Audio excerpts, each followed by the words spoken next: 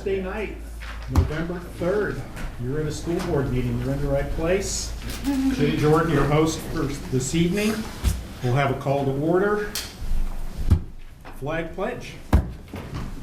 To there. Order.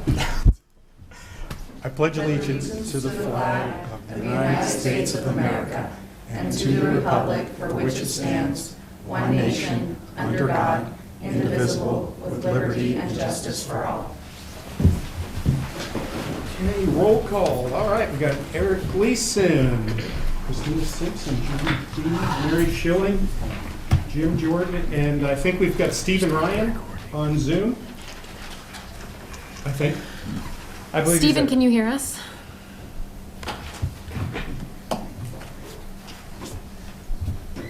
Steven's an IT guy, so you never know. He is.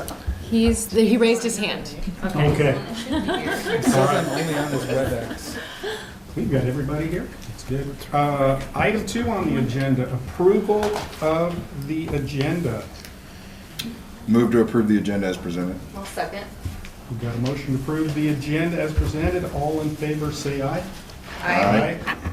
Okay, the agenda is approved. Item 3, public participation. The board welcomes comments and questions from the public. If you wish to address the board, please fill out a public participation sheet available at the meeting and give it to the board secretary, Mia Bryan. Okay, we ask that you limit your comments to 3 minutes. If more than one person is addressing the same topic, we ask you appoint a spokesperson to speak for the group. Speakers may offer objective criticism of school operations and programs, but the board will not hear comments regarding individual school personnel. Right. Can you make And Steven the with that, we have 2 public comments. The first will be Deshaun Willis. Normally we had you sit somewhere. Let's see. With the current technical Hold on, difficulties. we're getting you a chair, Deshaun. You can join the program. That's good. Thank you. Okay, my name is Deshaun Willis. I'm here to address the cultural stigma at North Bend High School and other schools in this district. I'm also here to present a better and a more broad view of more cultures and get opinions from other people in my school and teachers who may have issues that have been presented to them, like racism, and also get a perspective on that. There's those type of topics and give them a light that they haven't had so far. That's it. Okay. All right, so just so I understand, are you a North Bend High School student? Yes. All right. Yes, I am. What grade? I'm a senior. I'm 18. Okay. Yeah. All right, thank you for coming here this evening, Deshaun. Thank All you. right, thank you, sir. Second person we've got is Ricky McDonald. Hi,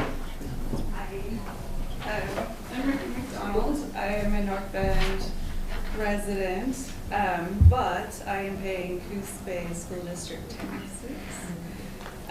So I wanted to address the board and see if there was some clarification as to why that has happened to my property as well as 52 other properties in North Bend. After speaking to Steve Jansen, he's the Coos County Assessor, I learned that there isn't really anything that I can do as a single citizen or property owner, but possibly as a collection, the 52 property owners can come together and form a lawsuit, but he didn't really clarify as to who I would be bringing the lawsuit to. So I wanted to know who is responsible for the boundaries and the boundary change application, because from what I understand, Oregon state law requires someone to apply for the change. And the way he explained it to me is that my property did belong to Coos County, so it automatically fell into the Coos Bay School District. But now that we are incorporated into North Bend, the application should have been filed at that time to change the school boundary and be incorporated into North Bend schools. But I'm just hoping that at this point, we don't get removed from North Bend School District. Okay. If possible, I wanted to follow up with someone to see what paperwork could be filed for the future, because I do know that there's a development being planned for at least 19 new homes in my area. And I'm under the assumption that those 19 properties will also go to Coos Bay. So if some of my estimations are correct, that's another $19,000 going to Coos Bay per year. So I guess that's it. I don't know if there's any.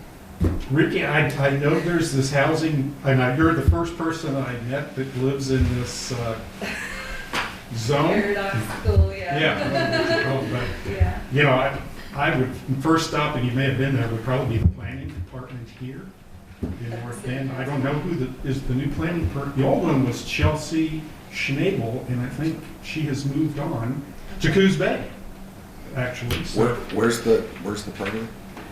it's Laura. You live on Laura Lane, so I it's do. down the end of Virginia and to the turn to the south. So south of Virginia,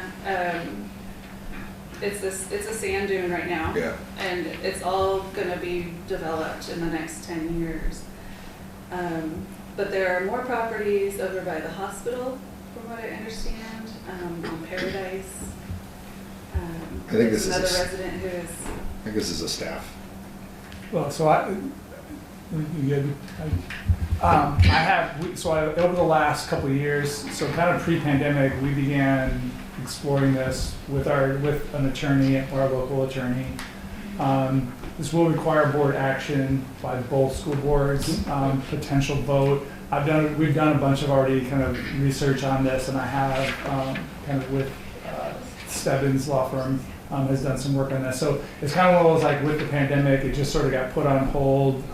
Is the current climate the right time to sort of make some of these changes? There's some financial implications because of bond. You're getting your taxes, which is where she's probably the first indicator is like, this is, if you're seeing this for the first time, but we have a list of all of these properties. So it's a potential, I think there could be an appeal to go to a vote. So it's a little bit convoluted. So I mean, probably if you really want to pursue this, the next step would be to probably bring our attorney in to kind of get the board up to speed on this. And you want to take action, because then I think we have to go present to the Coos Bay School Board. I think unilaterally we can decide this, and if no one appeals or objects, we can make some progress forward. But it does have some financial implications too, so with taxes.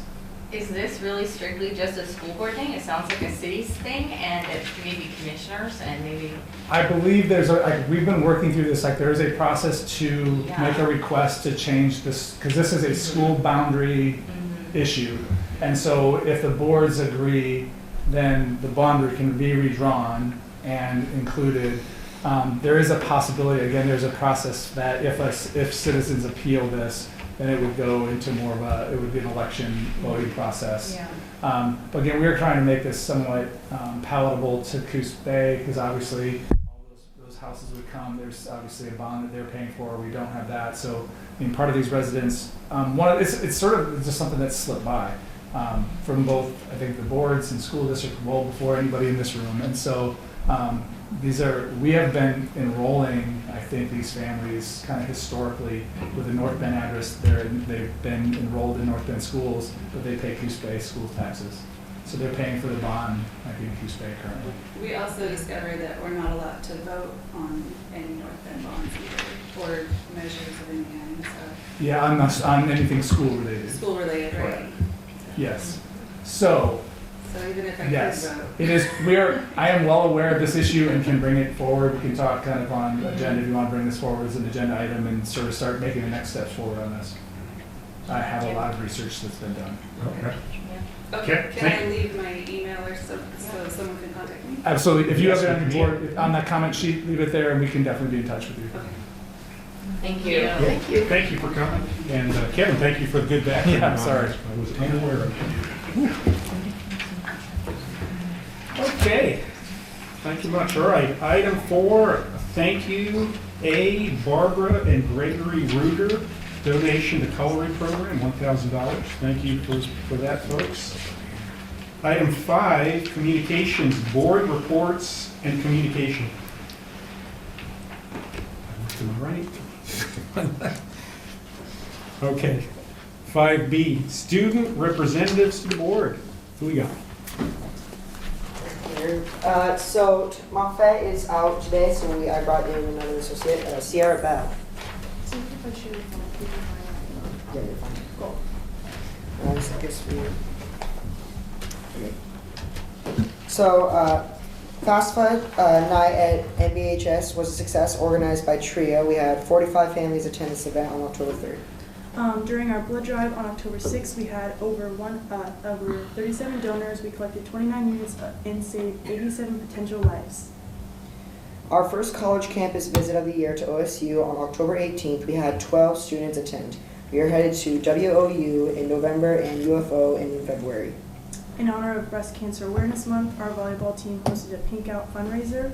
Our incredible community helped them raise over $1,500 and donations will go to help local families that are currently undergoing treatment. We had over 400 students attend our homecoming dance on October 22nd. Our TRIA team welcomed students interested in a career in the airline industry to meet with the Hillsborough Aero Academy. We had great feedback from students that attended this meeting. On the weekend of October 15th, our forensics team attended the South Coast Invitational Speech Tournament. Fleur Bice and Alyssa Crook placed first and third in their respective events. Congratulations also to Fleur on a first place in oratory the previous weekend at the Southern Oregon Novice Tournament. At our student assembly on October 20th, we recognized our national high school bowling champion, Kian Pryor. It is the second consecutive year our North Bend High School Bulldogs have competed in nationals. Also at our assembly, Steve Greif with the North Bend School Foundation presented a grant to senior Brenner Jensen to purchase a gem faceting machine that students will use for years to come. Mr. Greif also presented grants to the following recipients: North Bend High School Athletic Department to purchase a Hall of Fame touchscreen, North Bend High School Band Program to purchase a new saxophone, and our choir program for supplies.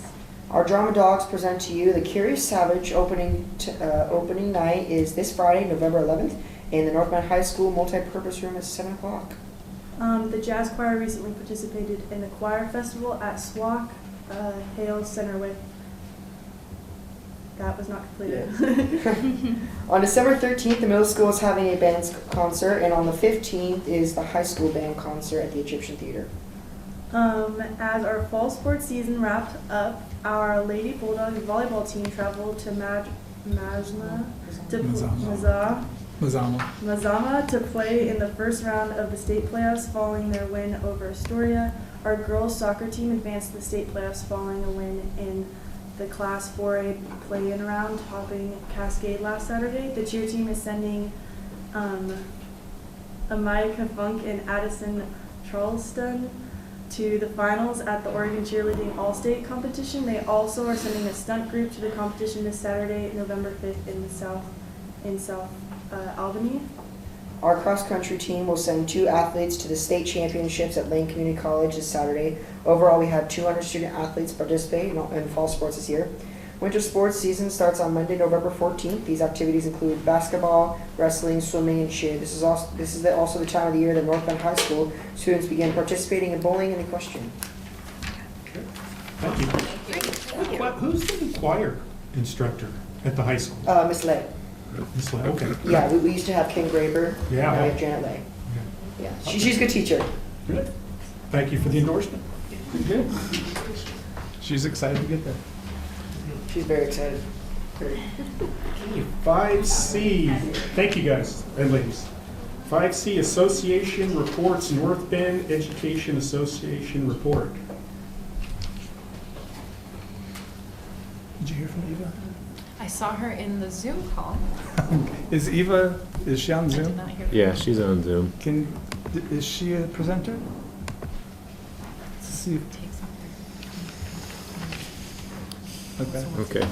She's up now. Eva, do you have a report? There, sorry, I was muted. And I think the video works. Yep, there it goes. Sorry. I don't have a car tonight. My vehicles all went in other directions, so I'm chiming in here from home. But I wanted to report that the elementary schools have been underway with parent and teacher conferences this week, and I believe the junior high, the middle school had their conferences on Friday of last week, and so that's been going very well. I've heard a lot of positive things from parents and teachers as well. And at the high school, I wanted to bring something to your attention. Things are going okay. One of the teachers shared that the biggest barrier to student success now at the high school continues to be their mental health. And there are several students that are kind of spiraling and aren't able to focus on, things, the content of the classroom because of depression, anxiety, or issues at home. So the teachers and the staff have been told by the administration that they need to improve passing rates and to help those students to succeed. And of course, the teachers are doing that. They are doing what they can, but there are some students that the teachers, because of the severity of their issues, they don't know how to help them specifically. So that's just something of concern that we wanted to bring to your attention.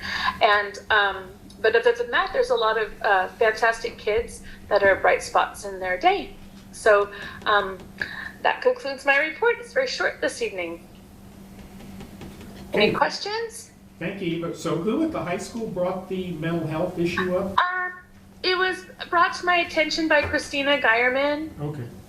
And so I believe, though, that the mental health issues are something that, the students have not, overcome the challenges of the pandemic. I'm sorry, my eyes are watering immensely. I'm not crying, but We can't see. but they're allergies or something. Sorry, but yeah, the coming through the pandemic, there's the students, haven't overcome that, and so students at all grade levels. It's not just the high school, but the students are still struggling to overcome some of those things, those anxiety and depression and whatever's going on at home, and so it's making it difficult for them to focus on the academics, and yet some of the teachers are feeling pressure from administration that we have to improve passing rates, improve attendance, and so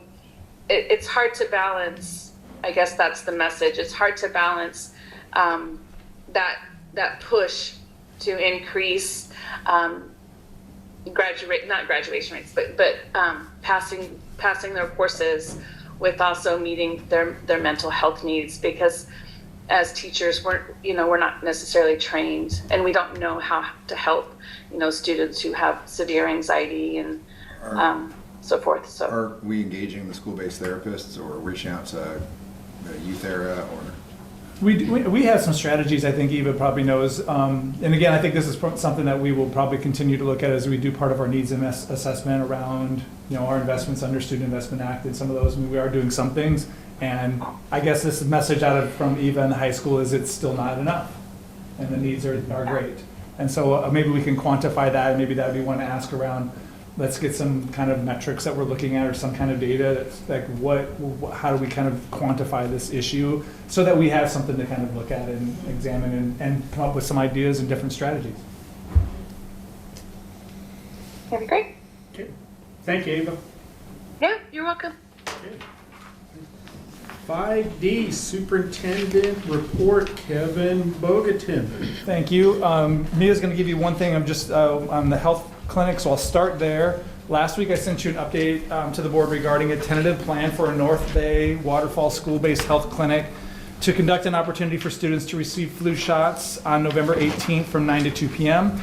The school has not yet announced this opportunity, but plans to send communication to North Bay families only. All students would need parent permission, that's what you have there, to receive the flu shot. No proof of insurance is required, and they are free of charge. If that parent permission slip is not signed, the clinic will not and cannot administer any kind of an immunization. And so I just wanted to provide you a copy of that. Is that probably cover the questions?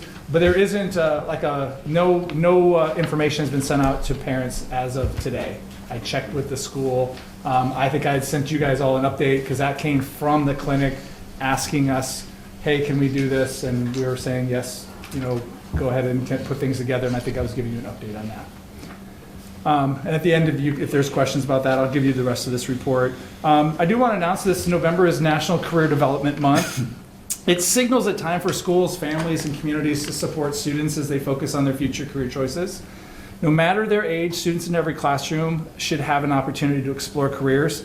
Navigating the uncertainty of these formative years takes courage, curiosity, and outside support, but a single conversation can spark a passion that leads to a lifetime of reward.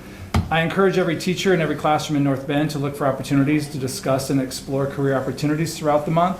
There are some great resources available, including the Career Journey video series. There's this careerjourneys.org. There's a project that seeks to educate middle and high school students from across the state of Oregon and beyond about career pathways through near-peer mentoring. The profiles tell a story of Oregonians in early stages of their careers who navigated the public school system and ultimately found fulfilling careers in high-wage, high-demand fields. As we regain our footing from the pandemic, I invite our community to reconnect with our schools and share your own career and pathway. A little bit of a special education update. Under the Individuals with Disabilities Education Act, which is known as IDEA, each district receives IDEA funds and is required to budget and spend at least the same amount of local or state and local funds for education of children with disabilities as it did in the previous year. This requirement is called maintenance of effort. It's also referred to as MOE, so MOE. The required MOE levels for budgeting and spending are referred to respectively as there's an eligibility standard and a compliance standard. Based on data submitted by the district, the Oregon Department of Education determines annually whether we have met these standards. So last week we were notified that, and again, always looking back a year, for the 21-22 school year, they determined that based on the data submitted, we have met those MOE requirements under the Individuals with Disabilities Education Act.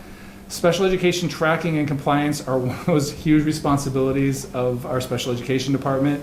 I want to thank them, Corrine Ross, Beverly Webb, the business services team, that's Tim Kreider, Marina Wright, Anna Bergmeyer, for their work and attention to detail.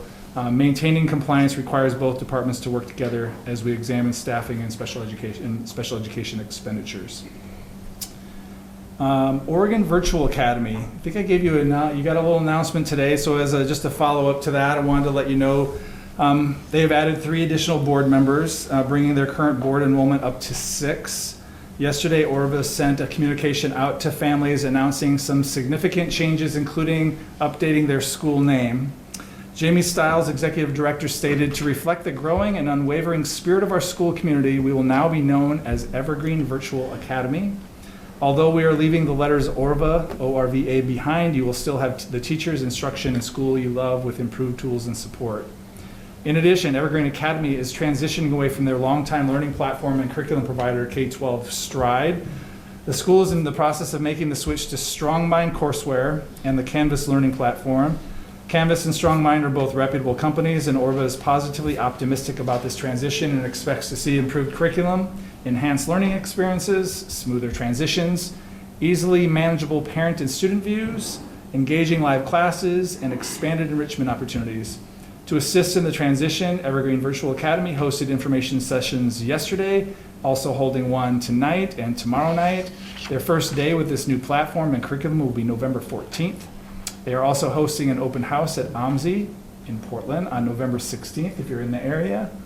And to provide students and families more information and support, Executive Director Stiles closed her message to staff and families stating, we are confident that this transition to Evergreen Academy is the greatest path forward for us all. Our top priority has always been and will continue to do what is best for students.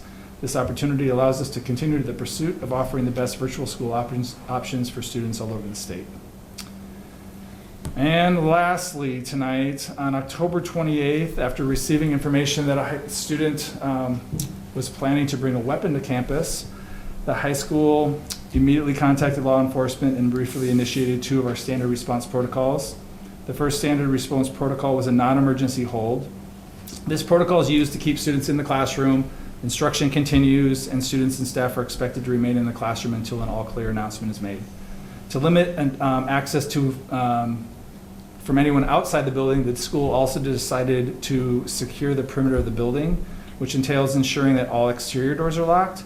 Within a few minutes, the school identified the student, brought that person to a safe location, and proceeded with an investigation.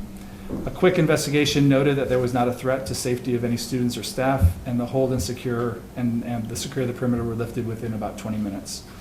While these incidents can create a level of concern throughout our school community, I want to commend the high school staff, our school resource officer, Officer Parkhurst, and the school administration for their rapid and decisive response. It's important that the school receives clear and complete information so that they can immediately begin to investigate and take appropriate actions. It's important for everyone to remain calm in these situations and allow for an investigation to take place and determine the risk level instead of immediately escalating misinformation into a full-scale kind of panic and evacuation. I want everyone to know that if there is any question regarding the immediate safety of students or staff, a school-wide lockdown would have been initiated, creating a situation where one of 2 things occurs. One, law enforcement and school officials will go from room to room in the entire school to lift the lockdown, which would obviously take some time and also create a pretty high level of concern for everyone. The school, kind of number 2, the school would evacuate the building under the guidance of law enforcement to a secure location where a parent reunification process was placed. So again, I appreciate how this situation was handled. I'm glad that it was kind of a non-event.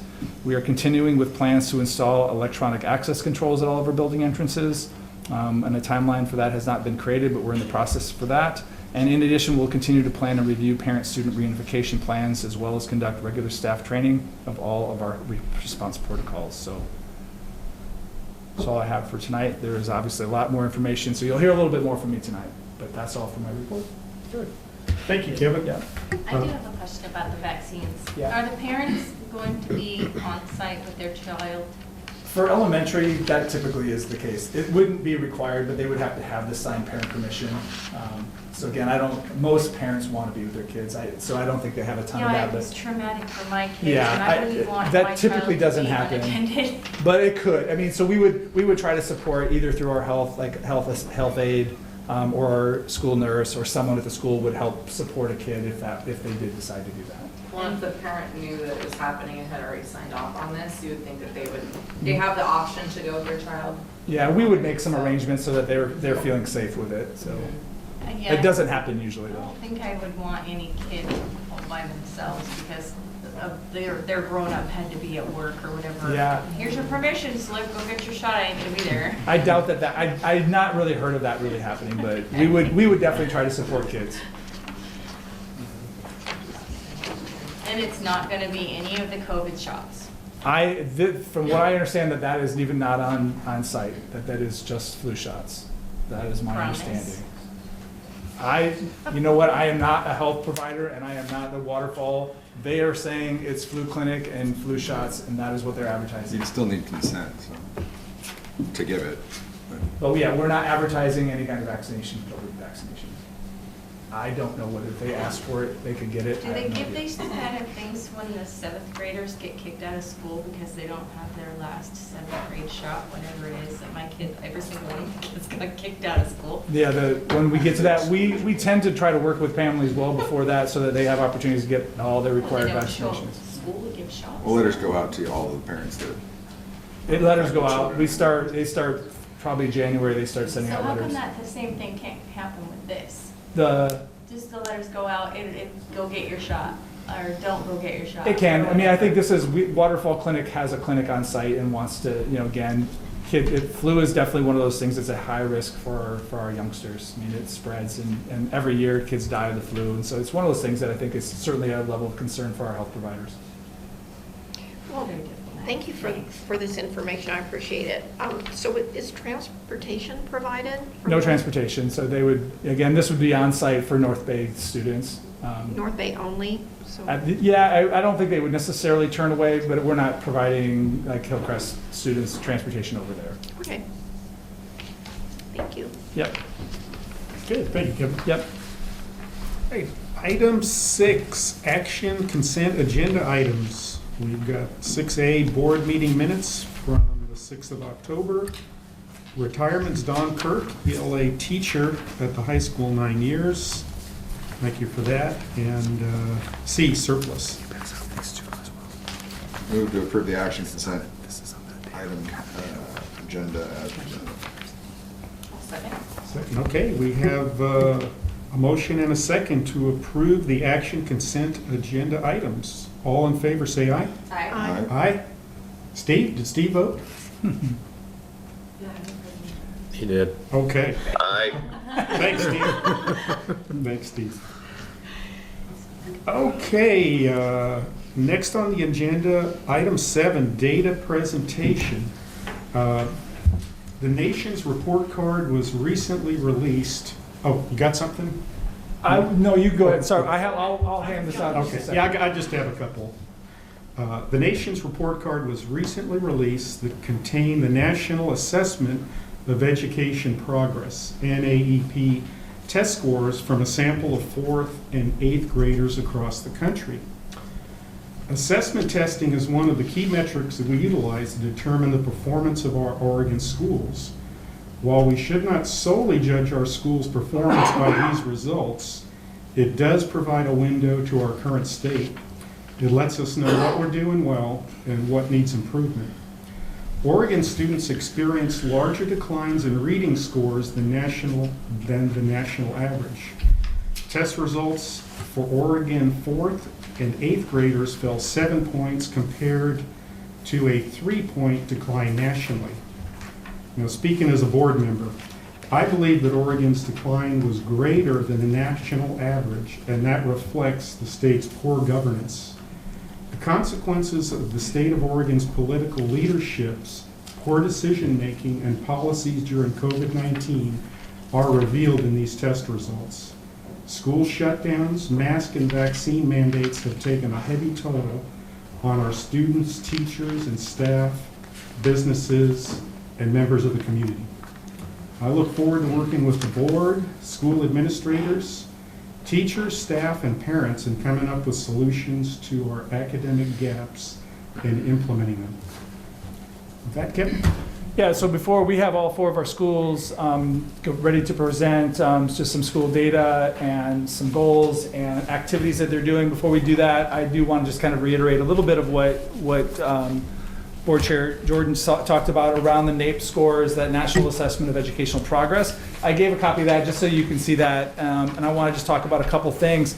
And what's interesting on this report, what I wanted to highlight is on that very first page, it looks at reading scores or mathematics scores, and if you kind of look at the first graph, if you were performing prior to the pandemic in the top 10%, after the pandemic, you don't see really a change in performance.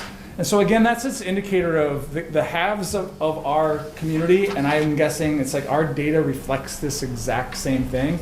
If you were successful prior to the pandemic, you're successful now. And so if you go, that's sort of the top of those graphs. If you go to the bottom in the lowest 10th percentile, if you were struggling and so you were performing poorly prior to the pandemic, this whole pandemic process exacerbated that, and they actually experienced greater loss than everybody else. And so and again, this is national data. It's reflected in our own school data, and you'll hear probably a bit of that tonight.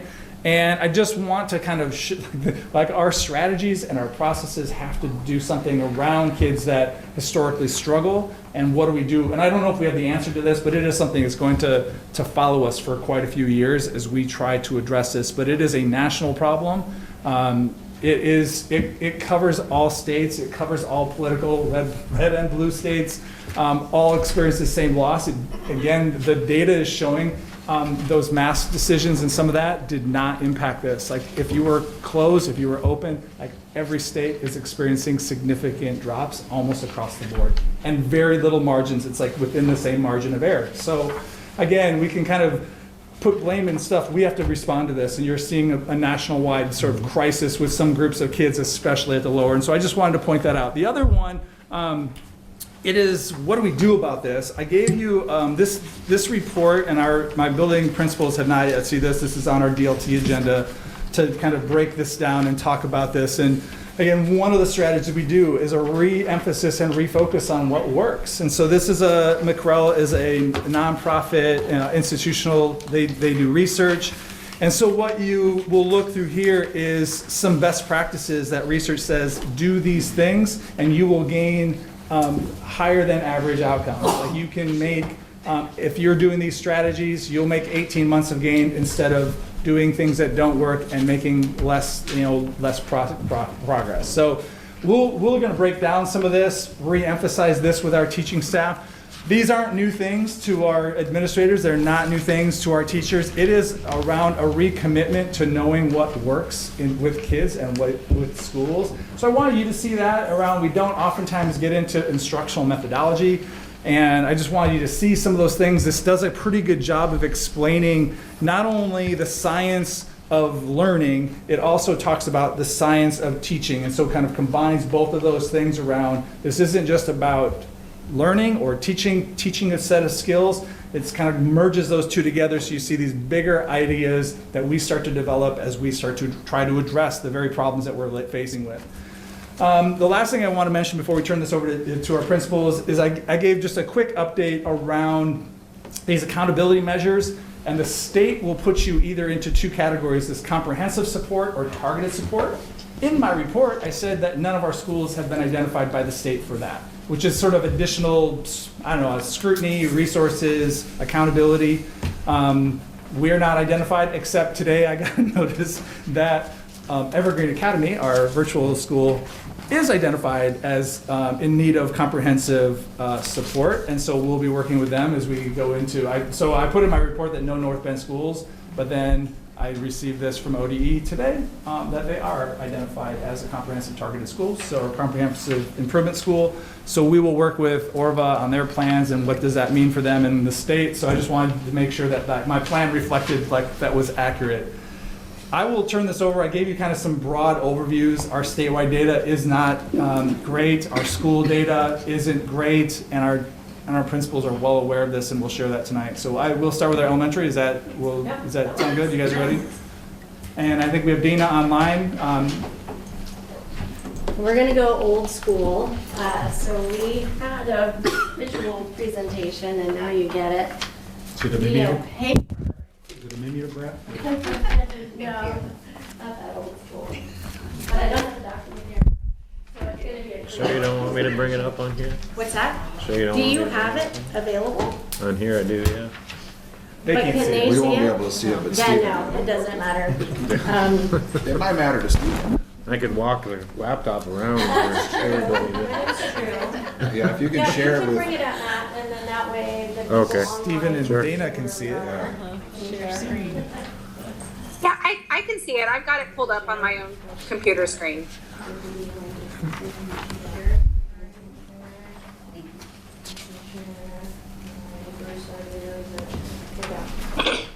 Board, are you able to hear me pretty clearly? Yeah, not too bad. And today was I can hear you fine. sports day at Hillcrest, so I don't usually wear my sweatpants to a board meeting, but I'm in full spirit wear, so I have OSU for those who are OSU fans, but then have no fear Oregon Ducks on the inside, so. All right, are we ready? Yes. Okay, so you can hear Dana, principal from North Bay, over there. I think I'm just going to stand up and kind of show you which page we're on. We're going to tag team it. But if you look at the very first page, it's our goals for the year. And we are taking a unified front. And so the goals for Hillcrest will be very similar for the goals for North Bay. And we've identified 3. So one is one of the key performance indicators that we're looking at.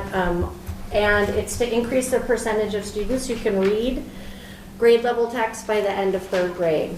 The second one is to emphasize teacher collaboration. And then the third one is to improve attendance rates. And we're going to talk a little bit about that at the end of the presentation. All right, we're going to go to the next page, which is kind of painting a picture of COVID. And so it's one more than that, Matthew, so if you keep going, painting a picture of COVID. And if you look at the data table on the following page, Dana is going to talk to you about what this means. Hi, good evening. Thanks for having me virtually here. Stacia and I put this table together because we wanted to be able to give a very quick overview of the experience that our young learners have had this last couple years. So you can see on the right side of this table that we had, a pre-pandemic year. And so if you can see on the left side, like what our 5th graders have had. Their kindergarten year was pretty typical. Their 1st grade year was pretty typical. And then 2nd grade was heavily interrupted. 3rd grade, you can see that it was half-day cohorts. 4th grade, you can see last year that back full-time, but there was masks, and we did have, high absentee rates, including chronically absent. And I do want to point out, saying that, is that that was, of course, there were long periods of time that students were asked to stay out at times. At the beginning of last year, a student may have been asked to be out for 20 days, depending on if a family member was ill or if they had been in contact with somebody. So we saw higher rates of chronically absent students through this pandemic. We wanted to put this together to just give that snapshot there.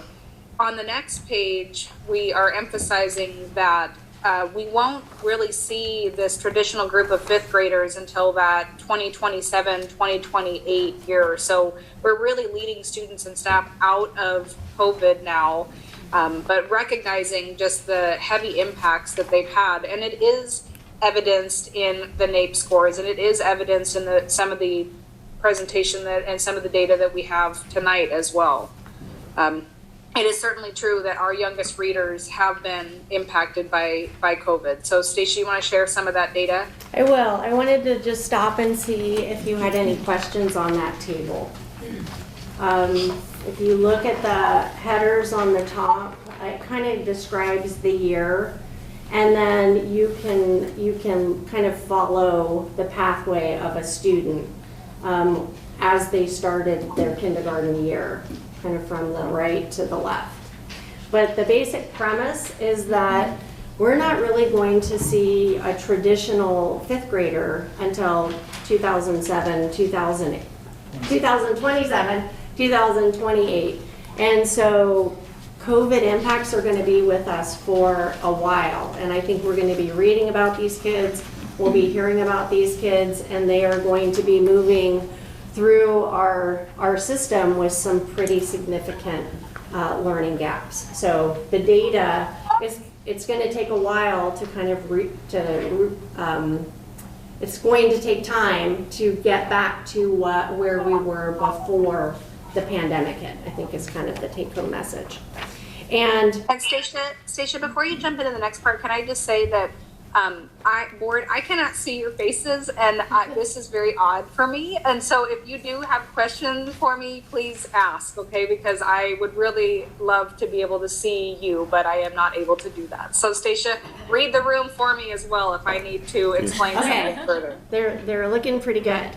Okay, good. Okay. They're looking like they're with us. Okay.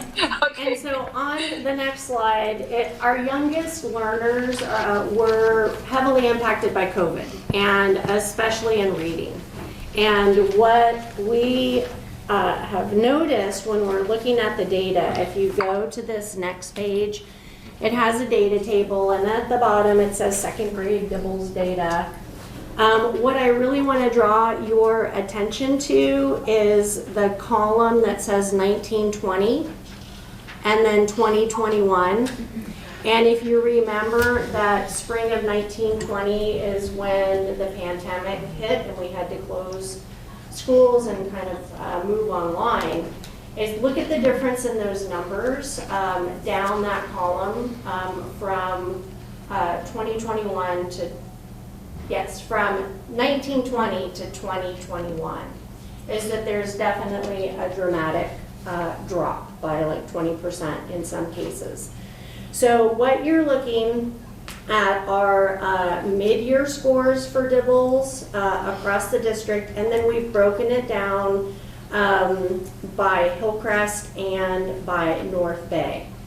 And so just to read a story for Hillcrest is in 2019, 2020, 77% of second graders mid-year were at or above grade level. And then the following year at that same time, only 50%.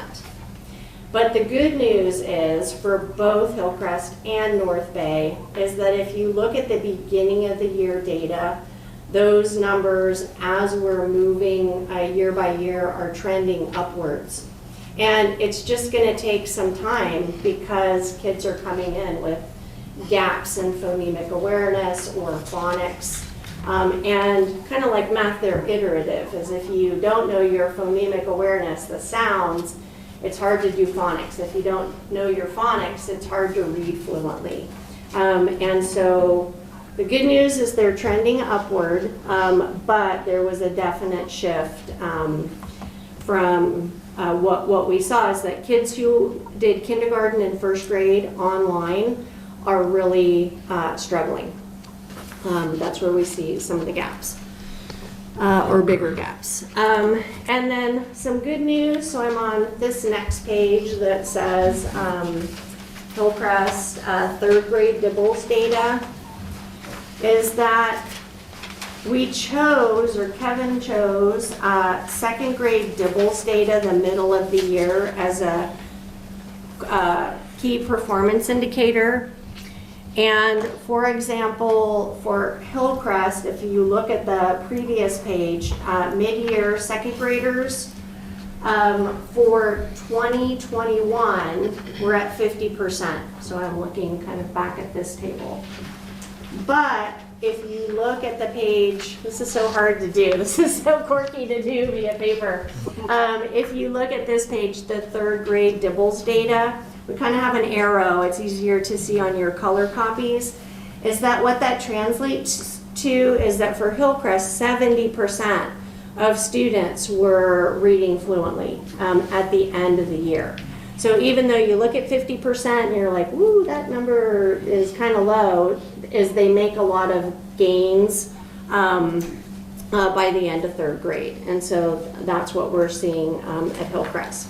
And for North Bay, on the following page, the data are a little bit different. And Dana, I don't know if you want to say anything about your third grade DIBELS data. Well, I just want to say that we're going one direction, which is up, okay?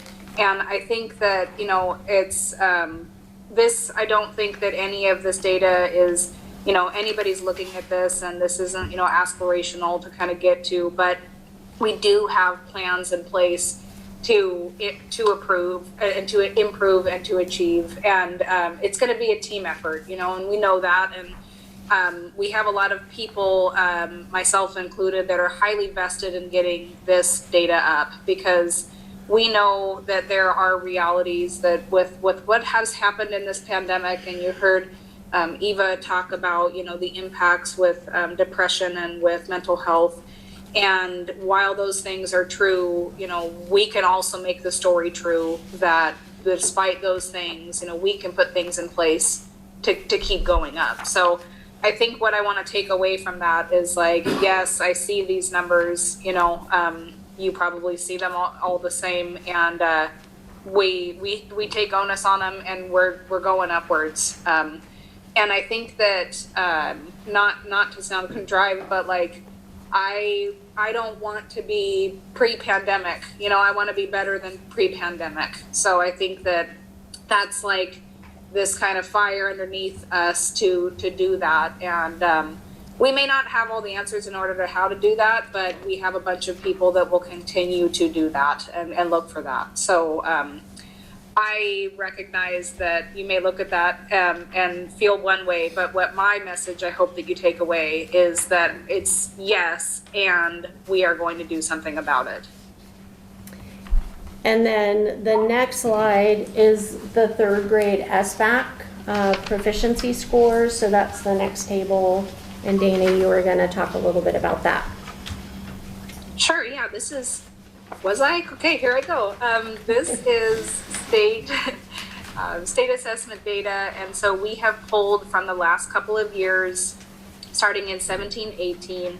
This is in the area of reading, so these are reports that we can pull and look at. One thing to say about the state assessments is that not all students do participate in them. Some do opt out. But we can, again, it just sort of paints this same picture that we have seen in some of the DIBELS information that we have presented, and it's just a different way to be looking at some of those rates. It is important also to look at what the statewide averages are, because I recognize that some of those numbers may paint a certain picture, and if we are comparing them to statewide averages, then we can kind of see where our schools are falling versus the state. And then one thing just to add to that is that the Smarter Balanced Assessment, just in terms of being an indicator of the ability to read a grade level text, I just want to keep in mind that for the Smarter Balanced Assessment, there's quite a bit of writing involved in that. And so that third grade DIBELS composite score may be a better indicator, or just another indicator, maybe not better, but a different indicator that really looks at those, the big five, the phonics, fluency, phonemic awareness, comprehension, vocabulary.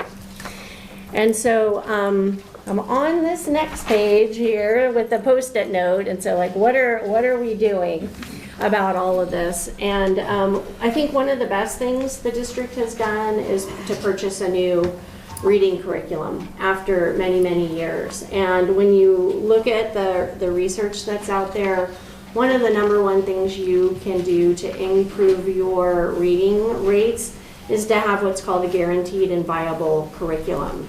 And that means that it's been researched, it's been vetted, and that teachers follow it to fidelity.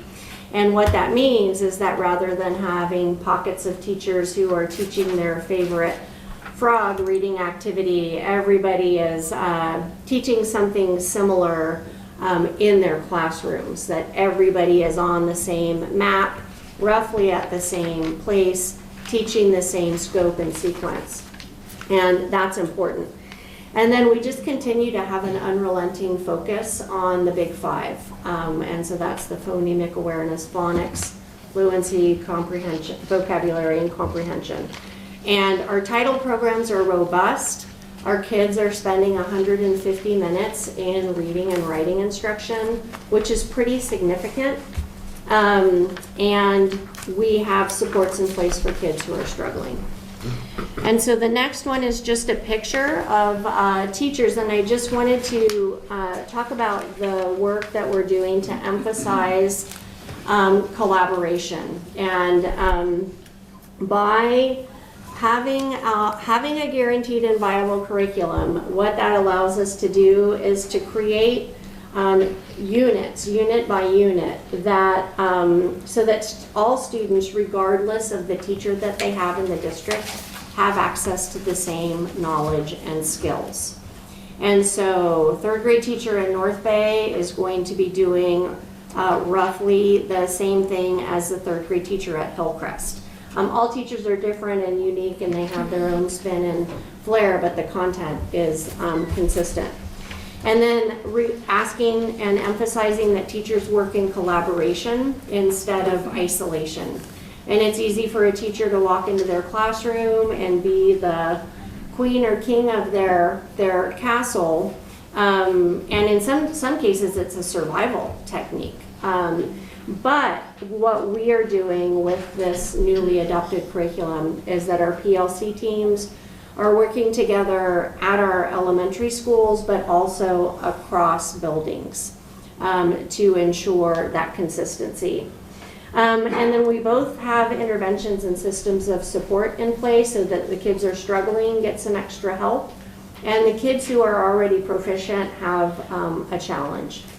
And an example of how we do that is using Walk to Read, where kids, all of our third graders will move to a classroom based on what level they are at, and then they receive instruction that is right at their level. And then finally, just using data to inform instruction. And so there's all kinds of work that's already been done. Pacing guides have been created. We have identified which assessments we're using across the board. A ton of work by teachers at the elementary level. And then kind of the elephant in the room is that it doesn't really matter what we do at school if kids aren't there. And so the next slide is that attendance matters now more than ever. And I think Dana was going to talk about that. I sure am. And before I do that, I wanted to just touch on 2 points. And my first one is that we have adopted a new reading curriculum, and that is just an incredible lift and incredibly exciting. But I also do want to give a shout out to our title program. And the reason is that they are also piloting a curriculum that is called EIR, Early Interventions in Reading. And they are research-based direct instruction materials to help fill in and give more tools for students that we know need more academic support. So I wanted to also share that bit of information that we have people that are vested in looking at different approaches, different ways, and there's a lot of collaboration that happens within our specialists as well. And the other thing I wanted to say is that, and Kevin spoke on this earlier, is these instructional methodologies and what we know works. And John Hattie is sort of a leader in educational research, and he talks of collective teacher efficacy, which is 3 words that just describe exactly what Stacia was just talking about, is this collaborative process and coming together and sharing ideas, and the immense amount of work that teachers have done through these PLCs this year to help, get this curriculum up and going. And so I just wanted to touch back on those things before I started talking about attendance. And with attendance, I want to, so I'm on a page that is a data table. Were we all on the same there? This one. Okay, excellent. Okay, yes. And so what we're looking at are extrapolated data from the ODE at a glance report cards. And those are available through the ODE website. And Kevin may have gotten you the most recent copies of our report cards. And what this is showing is the percentages of regular attenders that we have had over the years. So that means that they are at school 90% or more of the time. And so you can see that we were 89 and 83% respectively in 17, 18, and you can kind of work your way across. We did not have information for the 1920 year. The 2021 year is not to be compared, but then we can see really truly last year that we had 55%, meaning I'll speak to North Bay, meaning 45% of our students were not regular attenders. And so, and then we can see, it's really similar there at Hillcrest. And that is, of course, at the end of the year. Now, this year, right now, we have an ability to look in a information system that we have called Who Knew It, and it tracks our attendance. And right now, it is November 3rd. We're looking at we're looking at regular attenders, looking around 40% that are not currently meeting that 90% of time or more. I do want to say that at this point in the year, that it doesn't take a lot of absences to fall below 90% right now. And so I want to honor that. And I also want to say that we recognize that there are very valid reasons to be out of school. There's religious reasons, there's, family emergencies occur, illness is still, is still very prevalent, as evidenced by me attending a board meeting virtually. And so we recognize that. And I think that the most important part of seeing where our attendance has been and where it is currently is that we have actionable ways that we can be working with families to get attendance up. Because we do know, and Stacia had already mentioned this, but that attendance, that piece is absolutely critical. We're not going to be able to really move the dial, especially for our most at-risk students if they're not engaging at school. So I wanted to talk about some of the actionable things that we're doing in order to improve attendance. And some of those things are regularly monitoring attendance. At the elementary levels, we have an incredible attendance advocate who is looking at some of those things, making regular contact with families, and then identifying barriers. We know that slamming down on families about absences isn't probably going to help. And we know that we can work with families. So if we can identify what is maybe affecting the absences or affecting the absence rate, then let's see if we can start working with them and then building those relationships and kind of getting to know their story. Even as recently as this last couple days, we've attended a meeting with ODE and attendance and just creative ways on messaging ideas around improving attendance. And so, it's something that we're monitoring, providing the messaging back to families, and so that they understand the importance, and then also where their students are at with their attendance. And then the messaging to staff as well, just simply about, please make sure if you're recognizing high absences in your classroom that you're kind of communicating that back out. Or if you're sort of learning information from families, please share that so that we can maybe, surround these families with support and get them back engaged with schools. And the last thing I want to say is that, I wanted to go back on this with families, is that at the elementary level, not entirely, but we do know that attendance is heavily reliant on family and family behaviors. And so that's why I talk a lot about, the families coming together and supporting families, because ultimately that is going to be our best bang for our buck at the elementary, is making sure that, our families are supported and helping understand maybe not only just the importance of school, but that we have ways to get around things that may be standing in their way. And then I want to talk quickly about creating learning environments that kids want to come to. I know that seems pretty obvious, but it is something that matters. And it is something that we need to be cognizant of, and that we need to keep our schools sort of, fresh, and we need to have things that are exciting and reasoning to be coming to school. I will give props to a team of people at North Bay that are putting together using a room, one of our portables actually, to turn it into sort of a STEM space. And more to come on that, I guess. But these are some of the ways that we can be, involving kids, getting them excited about school, so that if one of those barriers is just like, I don't want to go to school today, then maybe we can head some of that off with like, oh yeah, that's right, we're going to go do that today. No, I need to get up. We got to get going. And I think that is, if we can improve our attendance this year, then I know that we will see improvement in our data. I just think that is such a, when I will kind of leave you with an analogy, I just think of this whole thing as like being thrown onto a treadmill. And we know that we want to be running at 4 miles an hour, and we know that, but we got to get our shoes on first, and we got to build up back to it. And so I think that if we can get our attendance, built back up, then we're on the way to building back up to that stamina. And then really, more than anything, I just put a picture of kids in there because I realized we showed you a lot of data and there were no happy smiling children, as we want kids who want to be at school and love to read, or at least are able to read. And so we've taken probably more time than we should, but if you have questions, we're happy to try and field them. You do questions. Do you want middle school? So middle school, come up. You can do questions at the end if you want. If you think of something for elementary, they're not going anywhere.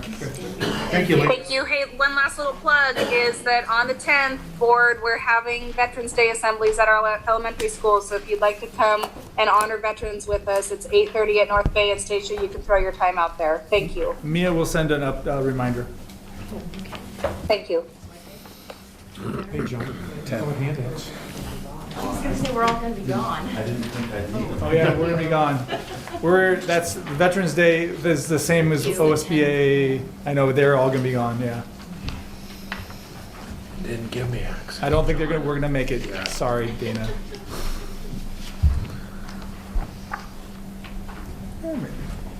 The OSBA conference is the same day this year. I forgot about that.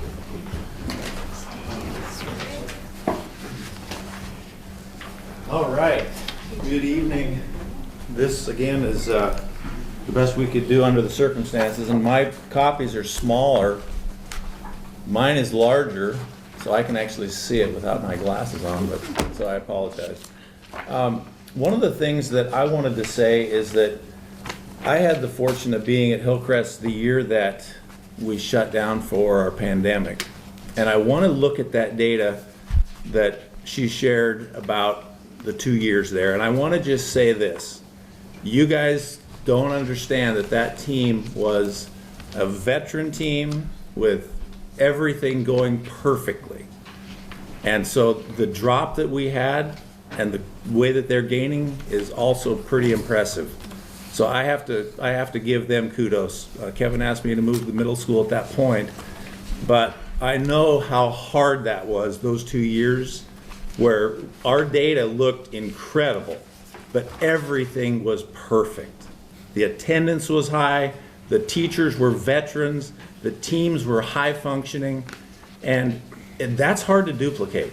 I just want you guys aware of that. So with that being said, looking at the middle school data, I'm not going to repeat a lot of things that have been said because I think that the attendance is across everywhere. So that's a huge factor. So I'm not talking on attendance. We have a plan for that. What I'm going to talk about is where we are today moving forward. So my goals here are to look at math and reading and to talk about STAR and the learning goals that I have for our middle school and what our intervention plans look like. So with that being said, we're on the first 6th grade STAR screening report. So that's on your front page, the bottom slide. And what this shows is there's a white line across there that's that's the benchmark. And the benchmark is where we want our 6th graders. So you can see on the left side, you've got a high kid, and on the right side, bottom at the red, you've got your lowest student. We want 80% of our kids to be at benchmark.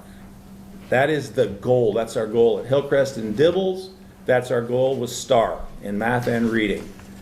If we look at the next slide, which would be the 6th grade graph that gives some data, so page 2, top slide, the at or above benchmark, we have 60%.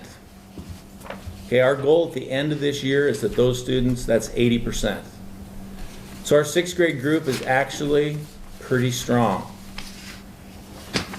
So I want to talk a little bit about the 4 colors here. So you guys, just any one of these charts. So you've got your green, you've got your blue that are they're knocking at the door of green. And then you've got your yellow they're a little more intense intervention needed. And then you've got your red. A lot of the red students are special ed students or students that have been out of school a high percent. I mean, these are the kids that just missed 50, 60% of the year. They were just gone. So what we look at then is that big chart is everybody in the 6th grade, all 168 students. So then what we do is we break that down into our 4 colors. We've got our green that are above benchmark. We've got our blue we're watching them. They could test tomorrow and pop above the line, but they're just right there. Then we've got our gold and our red. These are our intervention groups and our urgent intervention groups. And these are the ones that really need our focus. So in this particular case of sixth graders, we are focusing on those kids that are blue, yellow, and red, and are green. They're probably going to be fine.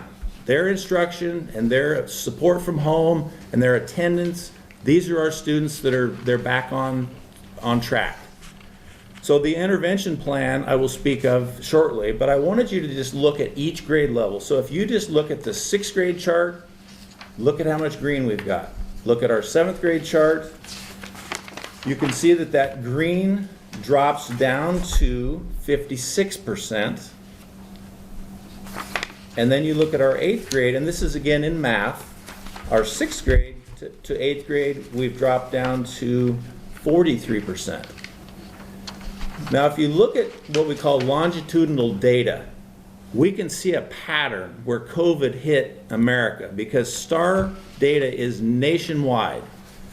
So STAR data tracks longitudinally millions of students. And so we can see a pattern where this particular group of kids, the eighth grade group, is actually lower across the United States because they were that group that got booted out of school in March. And so what happens is then we are taking national data right now that they are not including COVID. They just have thrown that data out. They've said, we're not going to look at COVID. We're just taking kids where they are from last year, and we're trying to project what we call a growth percentile.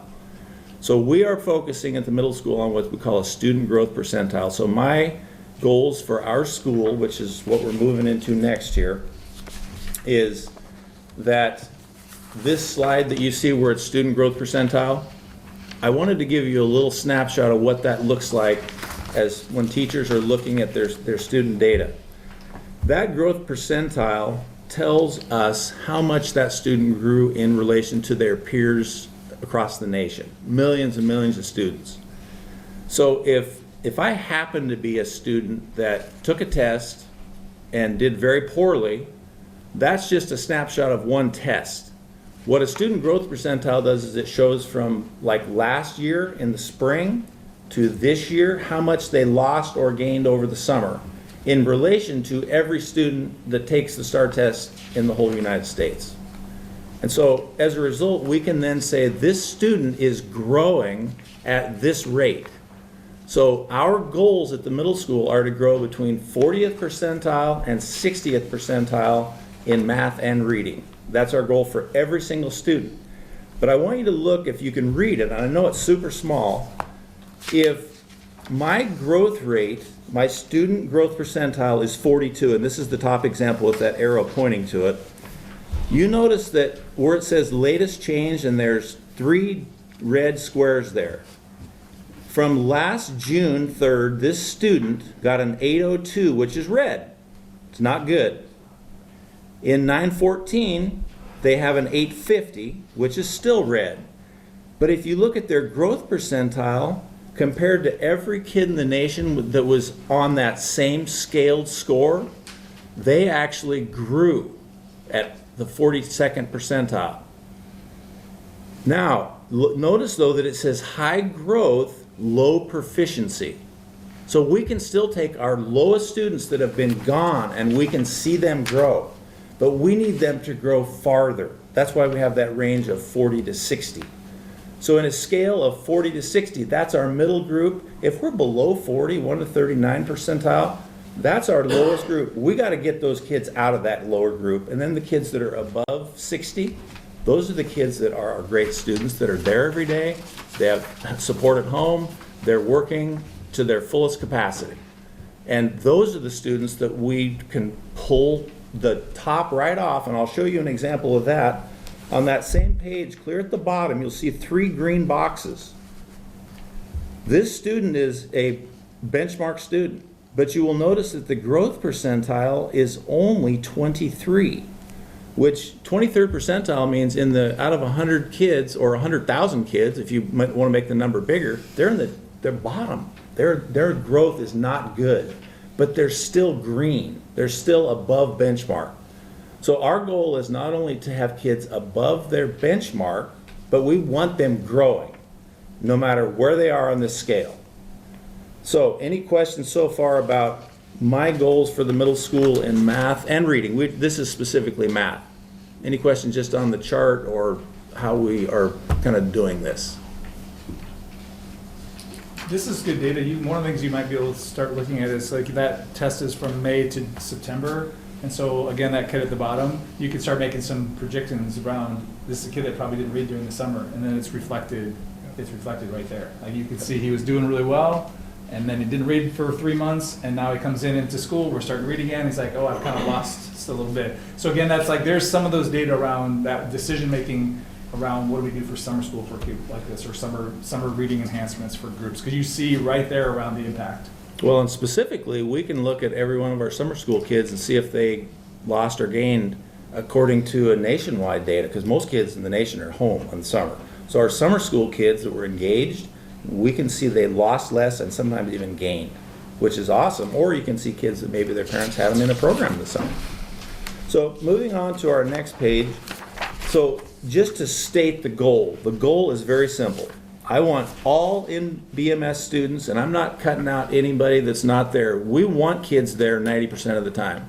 But we're going to be dragging everybody in, and we're hoping that we can include these kids in our goals, which is we want them to grow between 35 and 65, but specifically that 40 to 60 is what is the most important. 35 to me is a little low. STAR puts out 2 sets of data. One is 35 to 65, which is Oregon's goal. STAR has more of the nation is more towards 40 to 60. We want them in that middle group. And this is typical growth from fall to spring. So what you're looking at is you're looking at the fall STAR data, which we want all of our students to complete in that little testing window in September. We did miss a few kids that are new and absent, etc., but we got most of them. So the interventions that we do, and again, an intervention is based on those kids that are in the red, the yellow, and the blue. And so there's parts of this that we do on a regular basis. First of all, we do tests in the window in the fall. There's a winter window, and then there's a spring window. Those are called our benchmark tests. Then we have what we call kind of a progress monitoring. And these are not for everybody. These are students that we need to see how they're doing. We don't want to wait 3 months to see if they're learning. We want to do that maybe after 3 weeks or a month. And then we need to react to that. So if we see 0 progress, and again, it's going to show up, our STAR data is going to say this student is learning, or this student is flatlined, or no, they're not learning. Then we look at, okay, they're not learning, what is going on here? Is it absence? Is it my curriculum? Is it, etc.? So you're looking at that. But then what we look at is what can we put them into to help support them? So this Monday through Thursday intervention period, we have about 90 minutes a week that we put students in specifically for math or reading to help their missing assignments or understanding of a concept or to backfill things that maybe they've missed. And absences are a huge part of what we're having to deal with. So Monday through Thursday, if I'm a math teacher, I'm going to have kids in my class that are all struggling on the same areas. Missing assignments, maybe Fs, maybe concepts. And I'm going to be working with them. That's 22 minutes a day. It's just a sweet spot. It's not too much. It's not too little. And remember, a lot of these kids are also behavior students. You get too long, their ADHD kicks in, and so you lose them. So that's where we have Monday through Thursday, 22 minutes a day. Tuesday and Thursday after school, we invite a lot of kids to come in for an hour. We have buses that pick students up at 4 instead of 3, and we work with them on math and English as our core. We want those to be first, but then we also support science and history, and then anything else beyond that. So today, a bunch of kids are there at the middle school. It's a Thursday. The buses are coming at 4, and we've got staff working with those students. We also have weekly PLC meetings on Friday, and we look at student data. Okay, if you don't look at it, you don't know how your students are doing. And then our data team meetings, this is specific to a goal of, I'm going to look at a time span and see where we stand with this group and decide, am I missing kids that I need to support, or am I taking students that are they're ready to move out of the support because they're caught up and they're in that green zone. Okay, again, we're working with blue, yellow, red to get those kids brought up. And then in the case of math specifically this year and last year, we have scheduled professional development that is happening on a regular basis to help support this process, because this team is not a veteran team. They aren't looking at data and understanding data. They're not looking at data and knowing what to do. They aren't looking at data and being able to take the time to process that into, okay, the next step is. So that's where our scheduled professional development, that's partly our own coach internally, Tracy Lang, and it's partly a hired person from Portland, Tiffany? That comes down on a regular basis that is working with our middle school math team. And then on the academic focus for ELA, Mr. Lester was going to present this. It's very similar, but I want to just show you that you see a pattern. You have a 6th grade that's got more green. You've got a 7th grade that has just a tiny bit less green. And then you've got an 8th grade that has even less green. So again, our 8th grade class is the class that is the most impacted by all the drama in the world that happened in the last 3 years. So as a result, our 8th grade, we have a lot more intervention. We don't have the capacity to reach that number of students. So that's also what we call an overload of the system. You want your core green to be much larger so that your intervention students, the group is smaller. Well, that's not the case with our 8th graders. We have too many in intervention, and it's just the system can't supply help to all of them. So one of the tactics to do is to help those that are the ones you can that are in the blue zone. A lot of the red zone kids are already on an IEP or they're having support via special education. But that yellow and blue zone is too big in 8th grade to support it with the staff we currently have. We just don't have the numbers. And then the last thing, if you look at the 8th grade numbers, the very last slide before it says thank you, and that is in the 28% of our students are above benchmark, and that is an ELA. So you look back again to number one, there's no Title I program at the middle school. All of our Title I funds in our district go to the elementary schools. So when a student comes in that's struggling to read in 6th grade, and they start getting reading from history and reading from science and reading and all of this, it's reading to understand. You're not learning to read at that point. You're reading to understand the concepts and the content. These kids don't have that. So their skills to read a passage in a science textbook and understand that is way off. So that's something that's going to take a long recovery for that particular group. So the curriculum that 8th grade teachers were used to being able to cover, they're not getting anywhere near covering that. So they're not able to do but 2/3 of the curriculum, because you could lose everybody. If you tried to proceed at a pace that was quote unquote normal, it's not going to happen. And that's where the testing comes in to say we've got to slow down because we are losing these kids. And then the final thing about the ELA, and that was already mentioned, is we do have a new curriculum which is absolutely fabulous, but like all new curriculums, there's a learning curve to it. It does have its own intervention system built in. It does have its own ability to differentiate between your levels of students from your highs to your lows. That is awesome. We also are looking at a new math curriculum for the following year, which also will be that opportunity to improve the ability for teachers to differentiate without all that extra time to create things. And as a result, we have great opportunities to increase the middle school scores dramatically just from a curriculum. We haven't had a curriculum in North Bend. I believe it's been 17 years. How long has it been? Yeah, it's been, so the ELA curriculum was absolutely obsolete. So we should see immediate improvement on the ELA scores just from having a curriculum. And then you start tying in your data cycles and looking at student data. And you know, my goals are really high for the middle school, but then again, I've also been through the process at Hillcrest when I was there for, was it 7 or 8 years, Bruce? Long time. And it takes a great staff, dedicated and understanding, and we have a lot of new teachers. This does take time, and we have a lot of students that are behind. So It is a great process. I love the process, but it's painful also sometimes when you look at your data. So, any questions for me? John, thanks for the great data-driven analysis and explaining the process. I don't have it in front of me, but I know, and I remember about a year ago, we came here and a couple of us ended up talking with you for an hour on this. And you look at the kids get pumped out of Hillcrest, level 5 math or whatever it is, and then when they tested in 6th grade, they're like a significant drop. And this was, I think this was pre-pandemic. Right. What goes on there, just out of curiosity?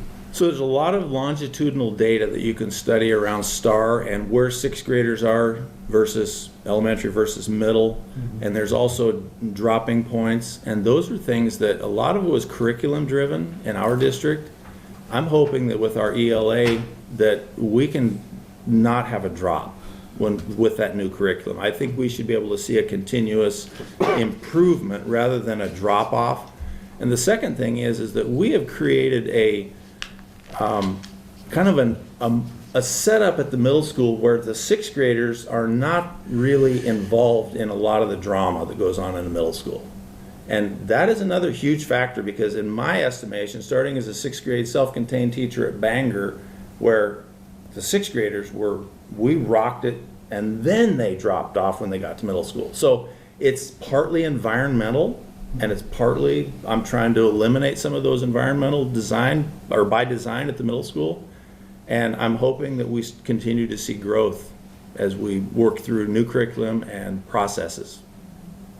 And one of the things, and I wanted to, this is what we ask every time we use a report. One of them is, and this is on the teacher and the team that's meeting, these are some of the questions we ask. Did my students grow from one testing period to the next? And if the answer is no, we've got to look at it. Did my students' abilities grow? Did my students grow as much as I can be expected, more or less?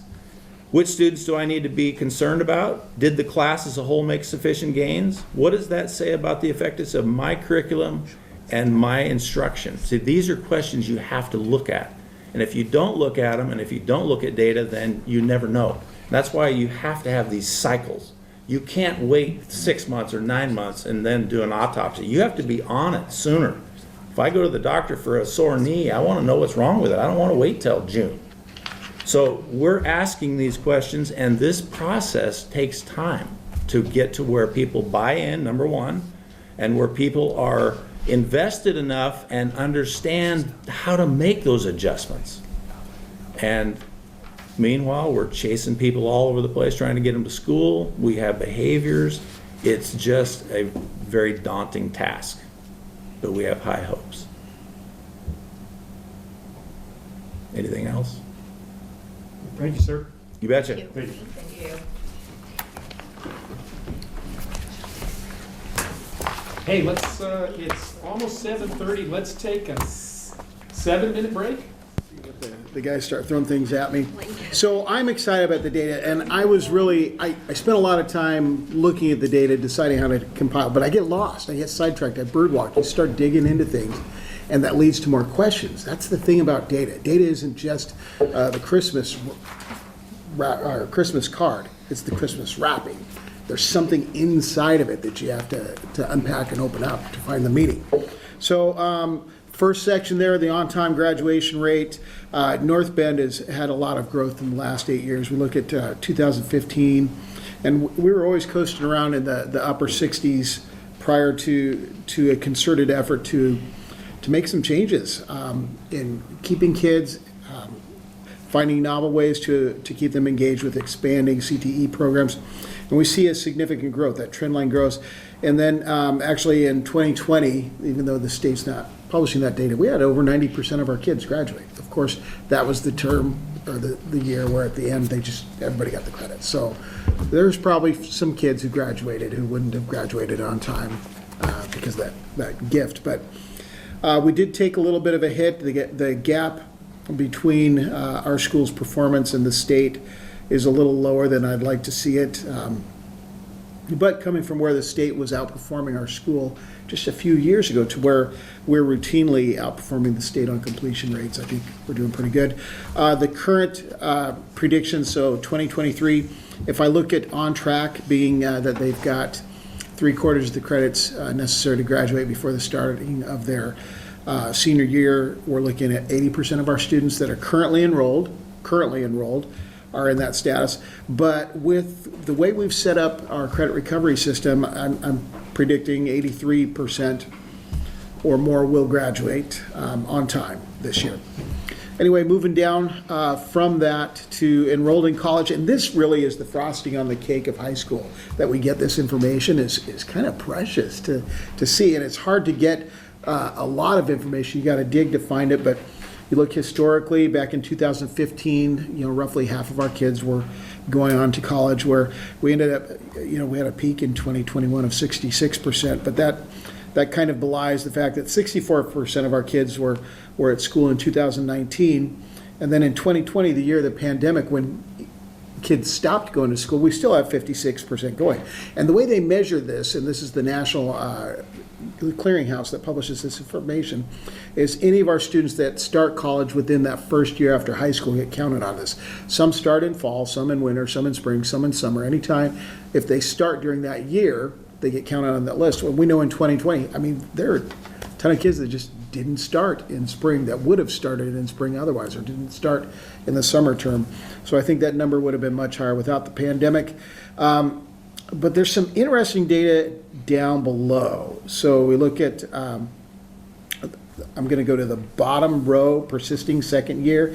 That means that they not only started college, but they enrolled in college for the second year. They made it through the second year. That number is typically a lot lower. And we've got, look at that, we peaked at 76% in 2018, 73, 75, 68 in 2021. That's not good, but that's the situation we're in.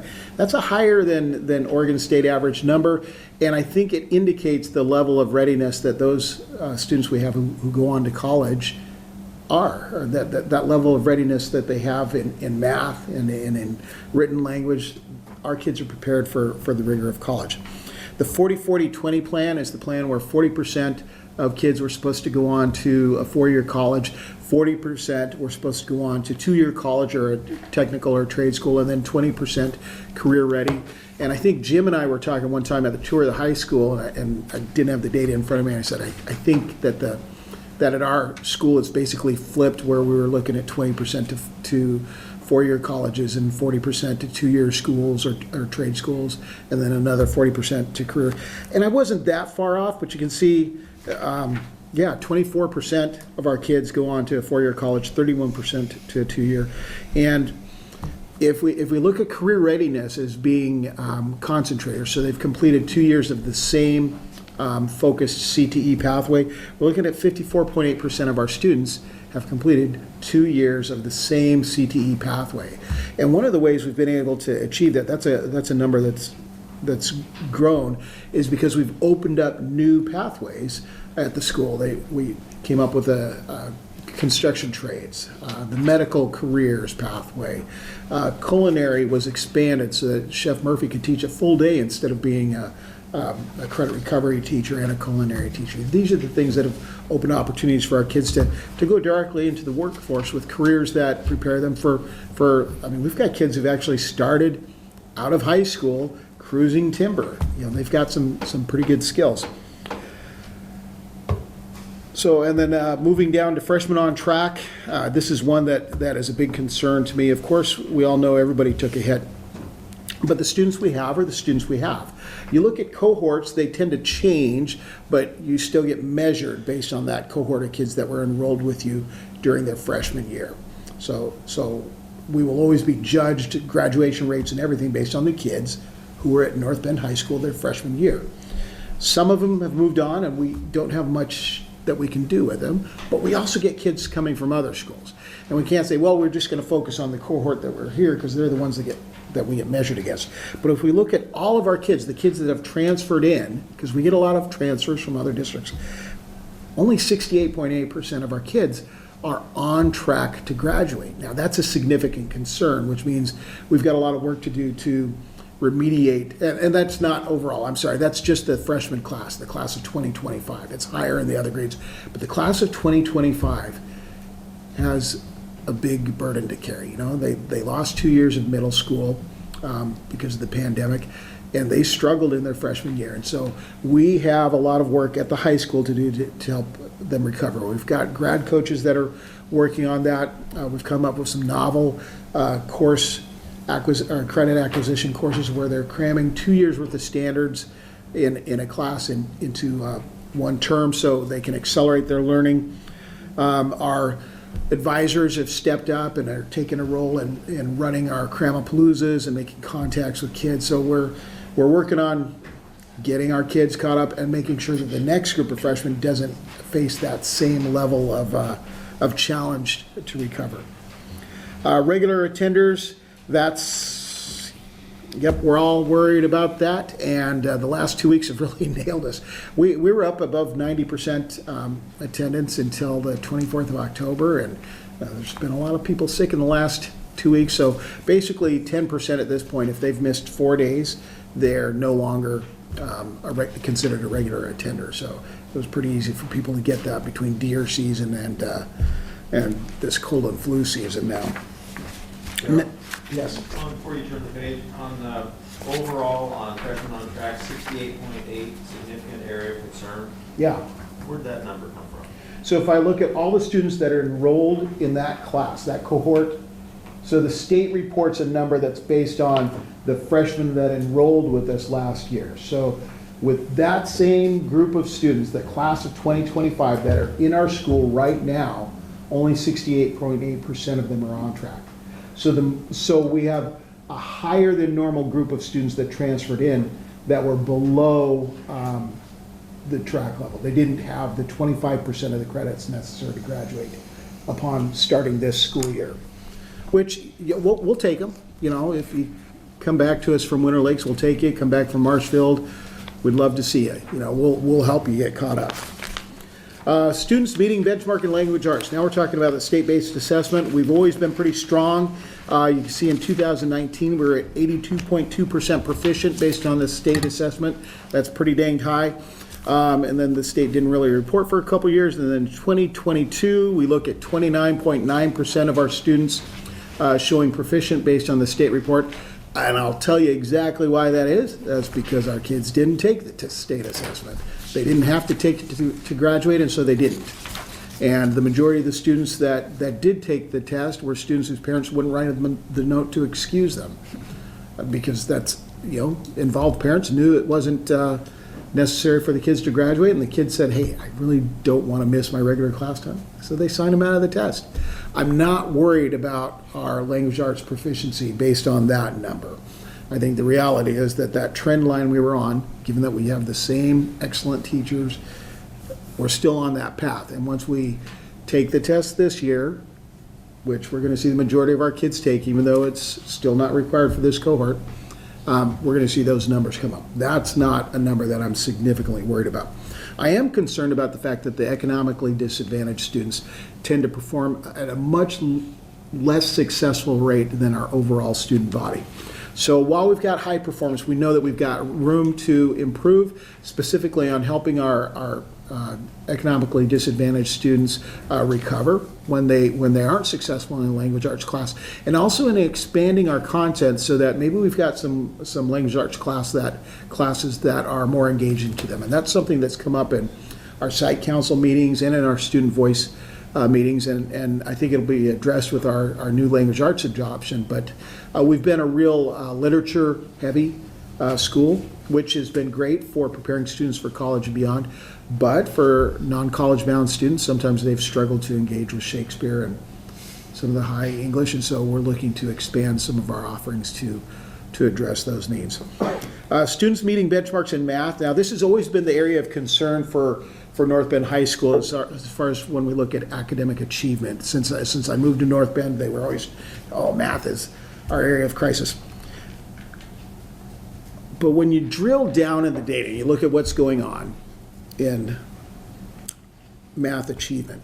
One of the indicators is you look back at that second year success rate at college.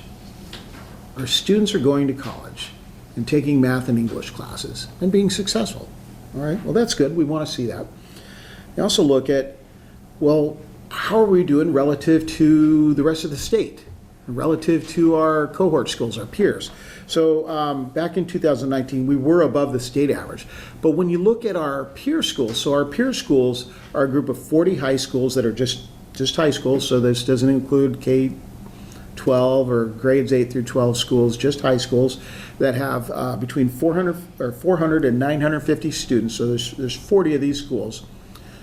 We were ranked number 12 out of those 40, so we're pretty close to the top quartile, which means that we're not in as big a crisis as it looks like when you see that number of 34.2. Doesn't mean we don't have room to improve and that there's not a sense of urgency, but it also doesn't mean, or it does eliminate the concern that maybe we've got the wrong teachers.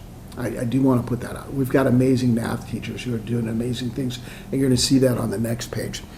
So Daryl, just, I see an 11.2 for 2022. Mm-hmm. So that's 11.2% met Right. benchmarks. And again, our kids didn't take the test. Can we, and I hate to be a mandator, is there what can we do to encourage that test taking so they all... I like that you said encourage and not mandate, because I know that you're a big believer in local control, and there's nothing more local than the family, and the state allows parents to opt out. So we need to find ways to incentivize it, to bring them in. But on the next page, I know you feel really strongly about statewide assessments.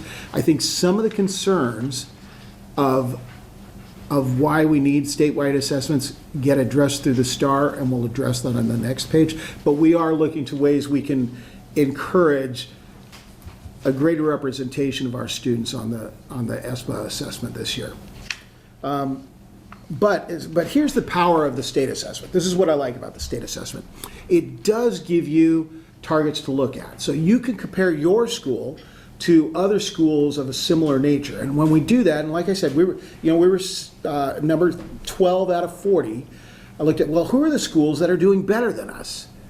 Who can we look to as a model for success? And so, because there were 11 schools that were doing better than us. But then we started drilling down. No, what we really want to know is we want to know what schools have the greatest growth between 8th grade and 11th grade. And there was one school that really stood out when we looked at that state level data, and that was Henley High School. So I called Henley and I talked to their principal, and he got input from the team. I said, what's going on? How did you get the growth you got? Because they had 10% growth in proficiency from middle school to high school, and that's just not what anybody else had. And so he said, it's pretty easy. He said, and the team all agrees. We do data cycles, where we do frequent formative assessments like the STAR, and he didn't say the STAR, but frequent formative assessments, and they pay their teachers to do tutoring after school, and they pay for busing. So some of the things John talked about, that's the model of success. That's the path that we're on right now. And that will, as if we follow through on that, that's going to help us stand out not only from our peers, but stand out to families in our community as far as this is the school to have your kids at.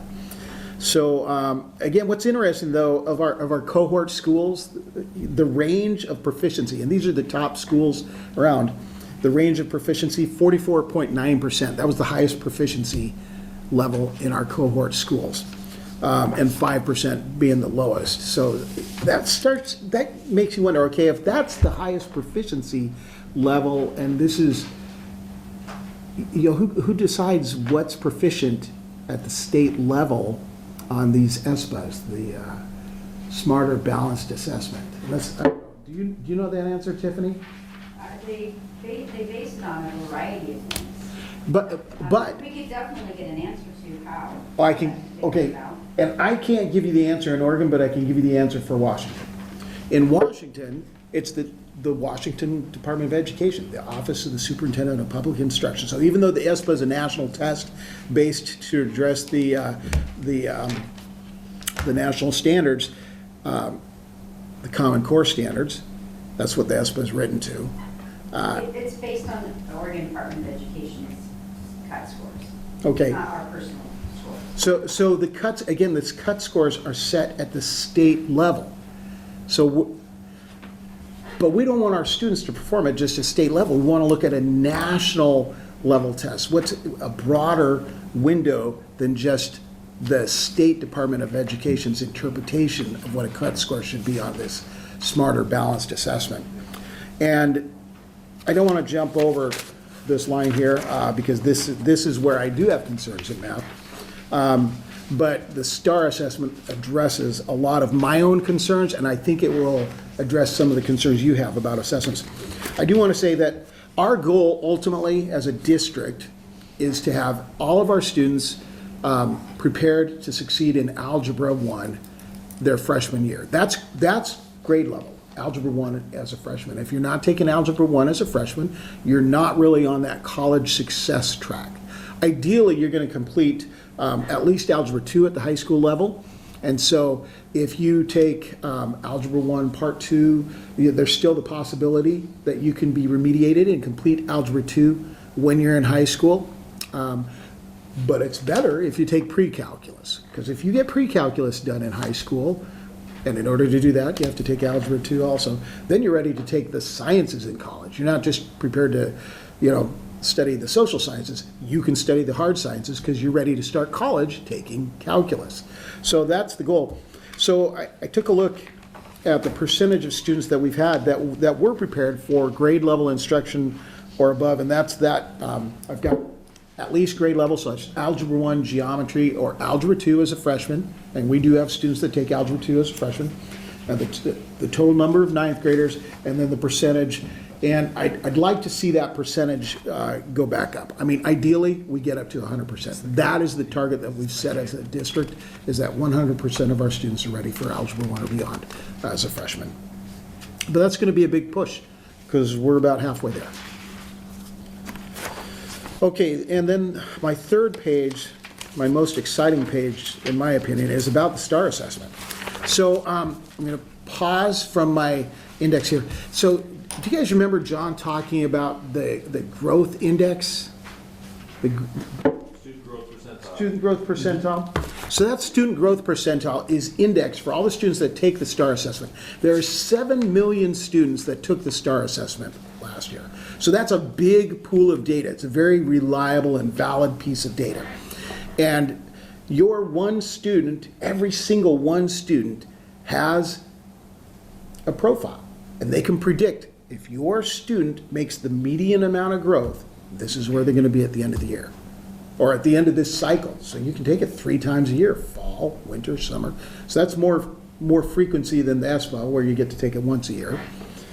So every time you take that assessment, you can sit down with teachers, actually not the first time, so the second time. From the second time on, you can sit down with the teachers and look at a class list and you say, how many of your students met their growth profile, met their performance indicators, met their goal, the indexed goal? What percentage of them? Do you have a teacher who all of their students met or exceeded that growth goal?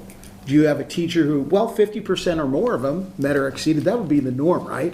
If 50% or more of them met it. Do you have a teacher who didn't have a lot of students that met those growth targets? Well, that's a teacher that I need to spend some time with, right? As an administrator, if the majority of their kids aren't meeting their targets, then that's somebody I want to find what's going on in the class. Do they have a particularly challenging group of kids? Do they need some skill development? Do they need to spend some time with a master teacher, modeling? Do we need to get the coach in there more often? Do we need to find another place for them to be successful? That's the power of having that massive pool of assessments that the STAR assessment gives us, and having a growth index like that. Anyway, so I can ramble on about the STAR. I'll take an hour of your time too, Jim, if you let me, so you shouldn't let me. So 431 valid tests we've provided already. If you look at the top two quartiles, third and fourth, that's what you want your kids to be. 55% of our kids are in the third quartile, 7.4% in the fourth, and that's because we still have 131 tests to give to our kids, and some of our higher level kids haven't taken that assessment yet. Jumping down, we've got 33% of our kids, and that's grades 9 through 12. 33% of our kids that have taken that test are scoring above 12th grade level on that assessment. Of the 9th through 11th grade, 9th through 11th grade students that took the test, yeah, it's just not showing. Sorry, the margin cut it off there. 40% of the students tested 1 or more year above grade level, and then we've got 26% of our kids are below grade level. So we've got work to do there.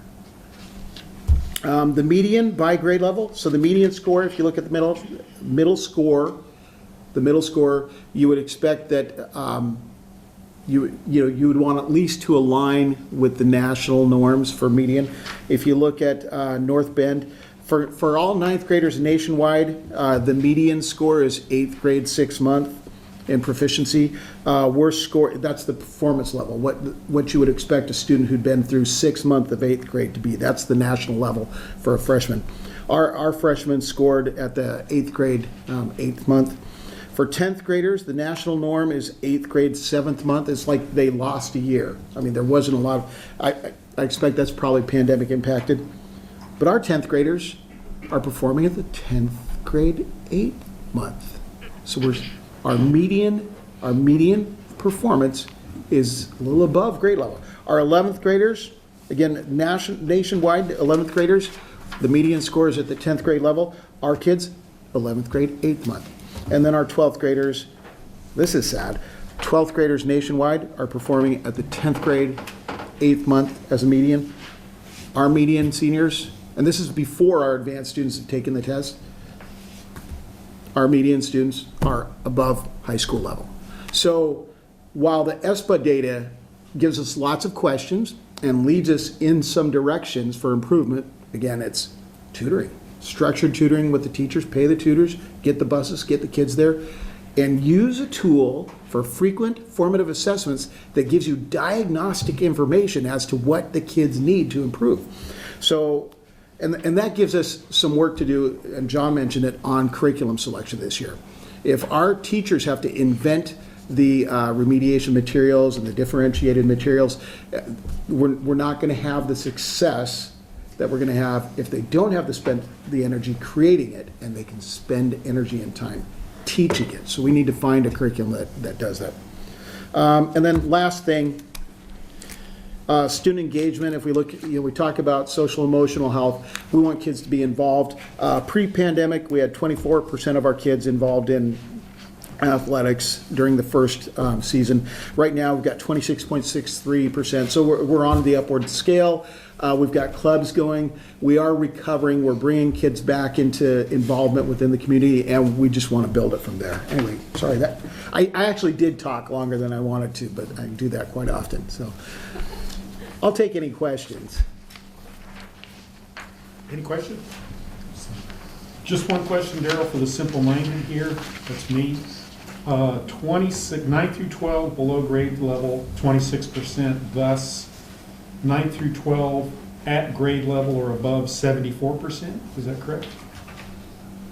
Yeah, well, on here it shows 73, but there's, it cuts the decimals. That's the number at or above? Yes, okay, using the STAR assessment. Glad to hear about the tutoring, and that's a great idea.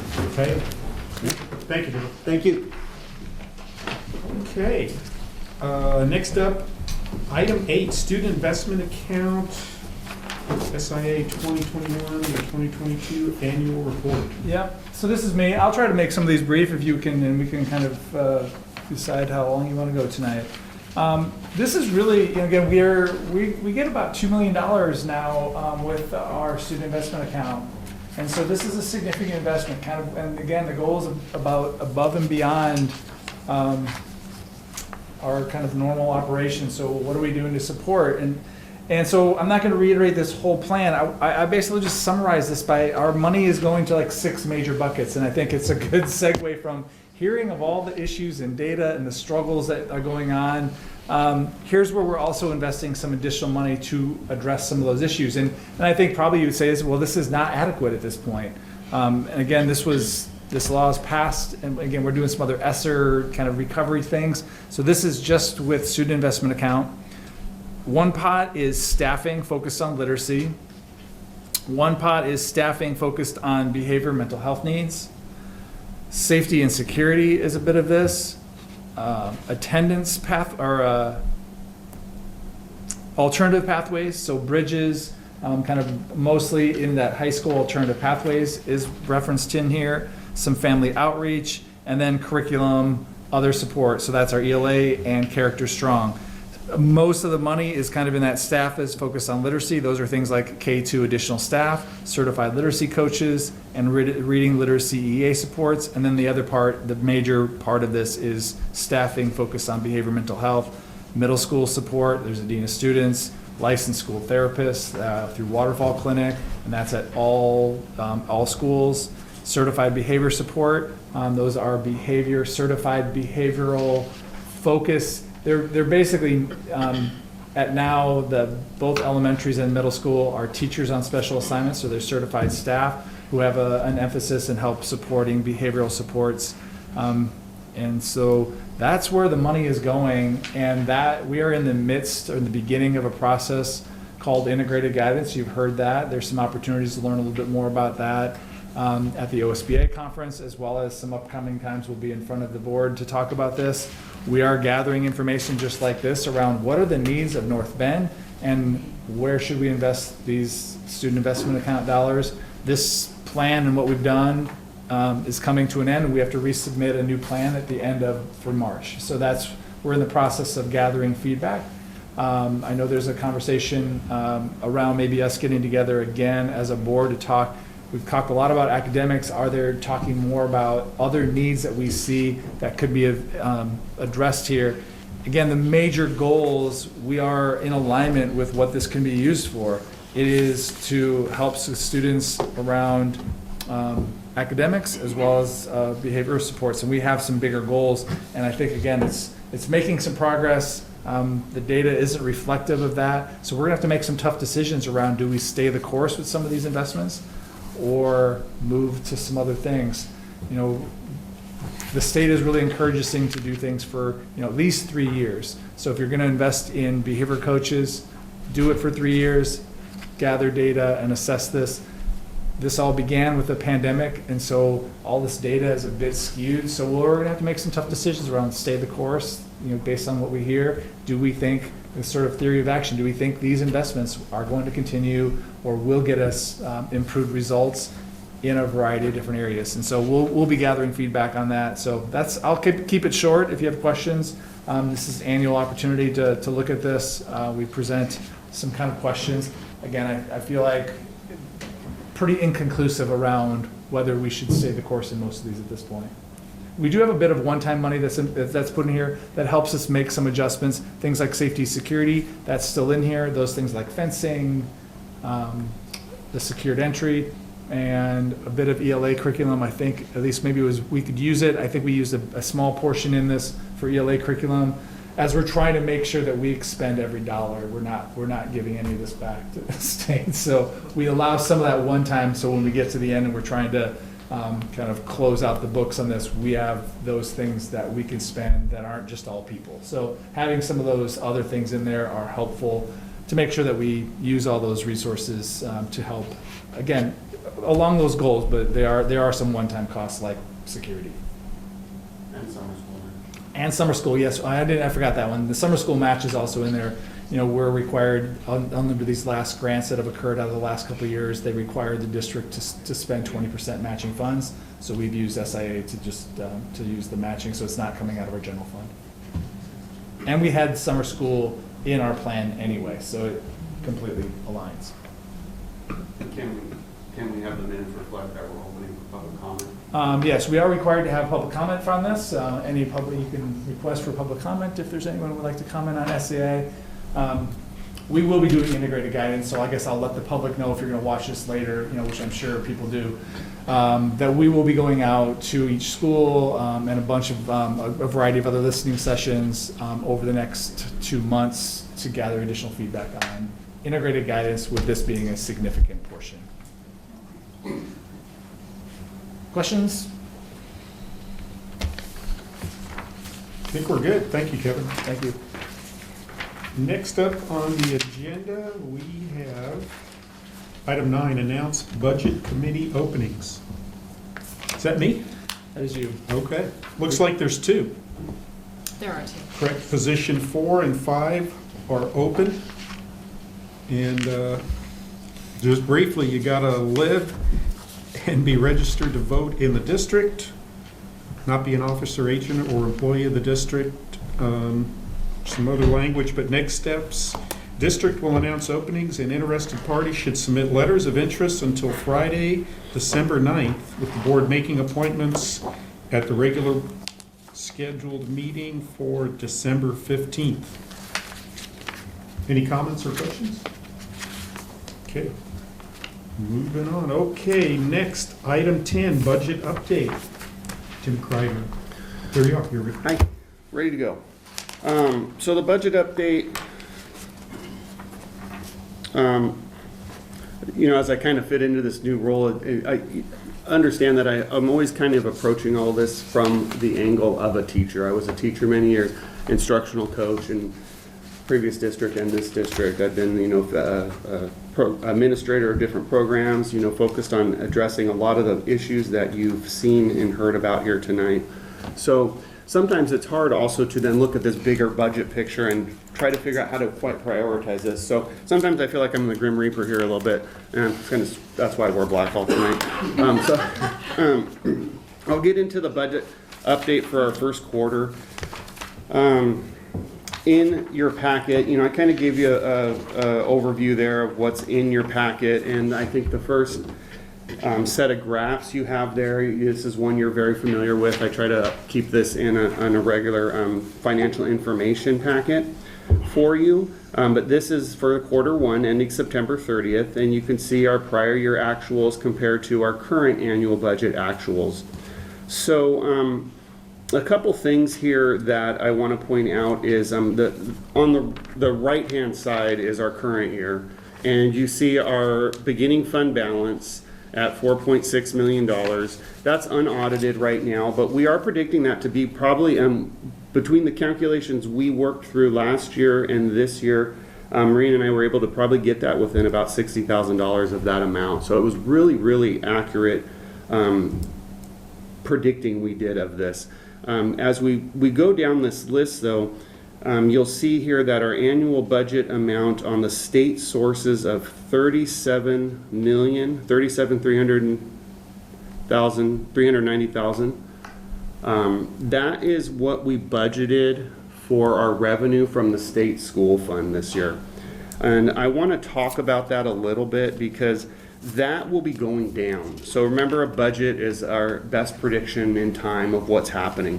That budget was built around what Orva had predicted, now EVA, had predicted at 1,850 enrollment. So 1,850 was their prediction last year when I submitted enrollment estimates to the state. They're now down to, I think it was 1,322 in this packet. So they're down quite a bit. And so when I started this last year and had a conversation with you right around this time about Orva's dropping enrollment at that point in time, we're seeing it continue to decline. So we're in the same situation we were at the beginning of last year, just the numbers are getting a little bit smaller financially because last year they had a bigger enrollment to go down. So we are collecting revenue essentially that we will not be keeping, right? The Orva has money that we pass through to them. We pass through, of the money we get from the state school fund, $9,325, I believe it is, per student. Orva gets 94% of that this year.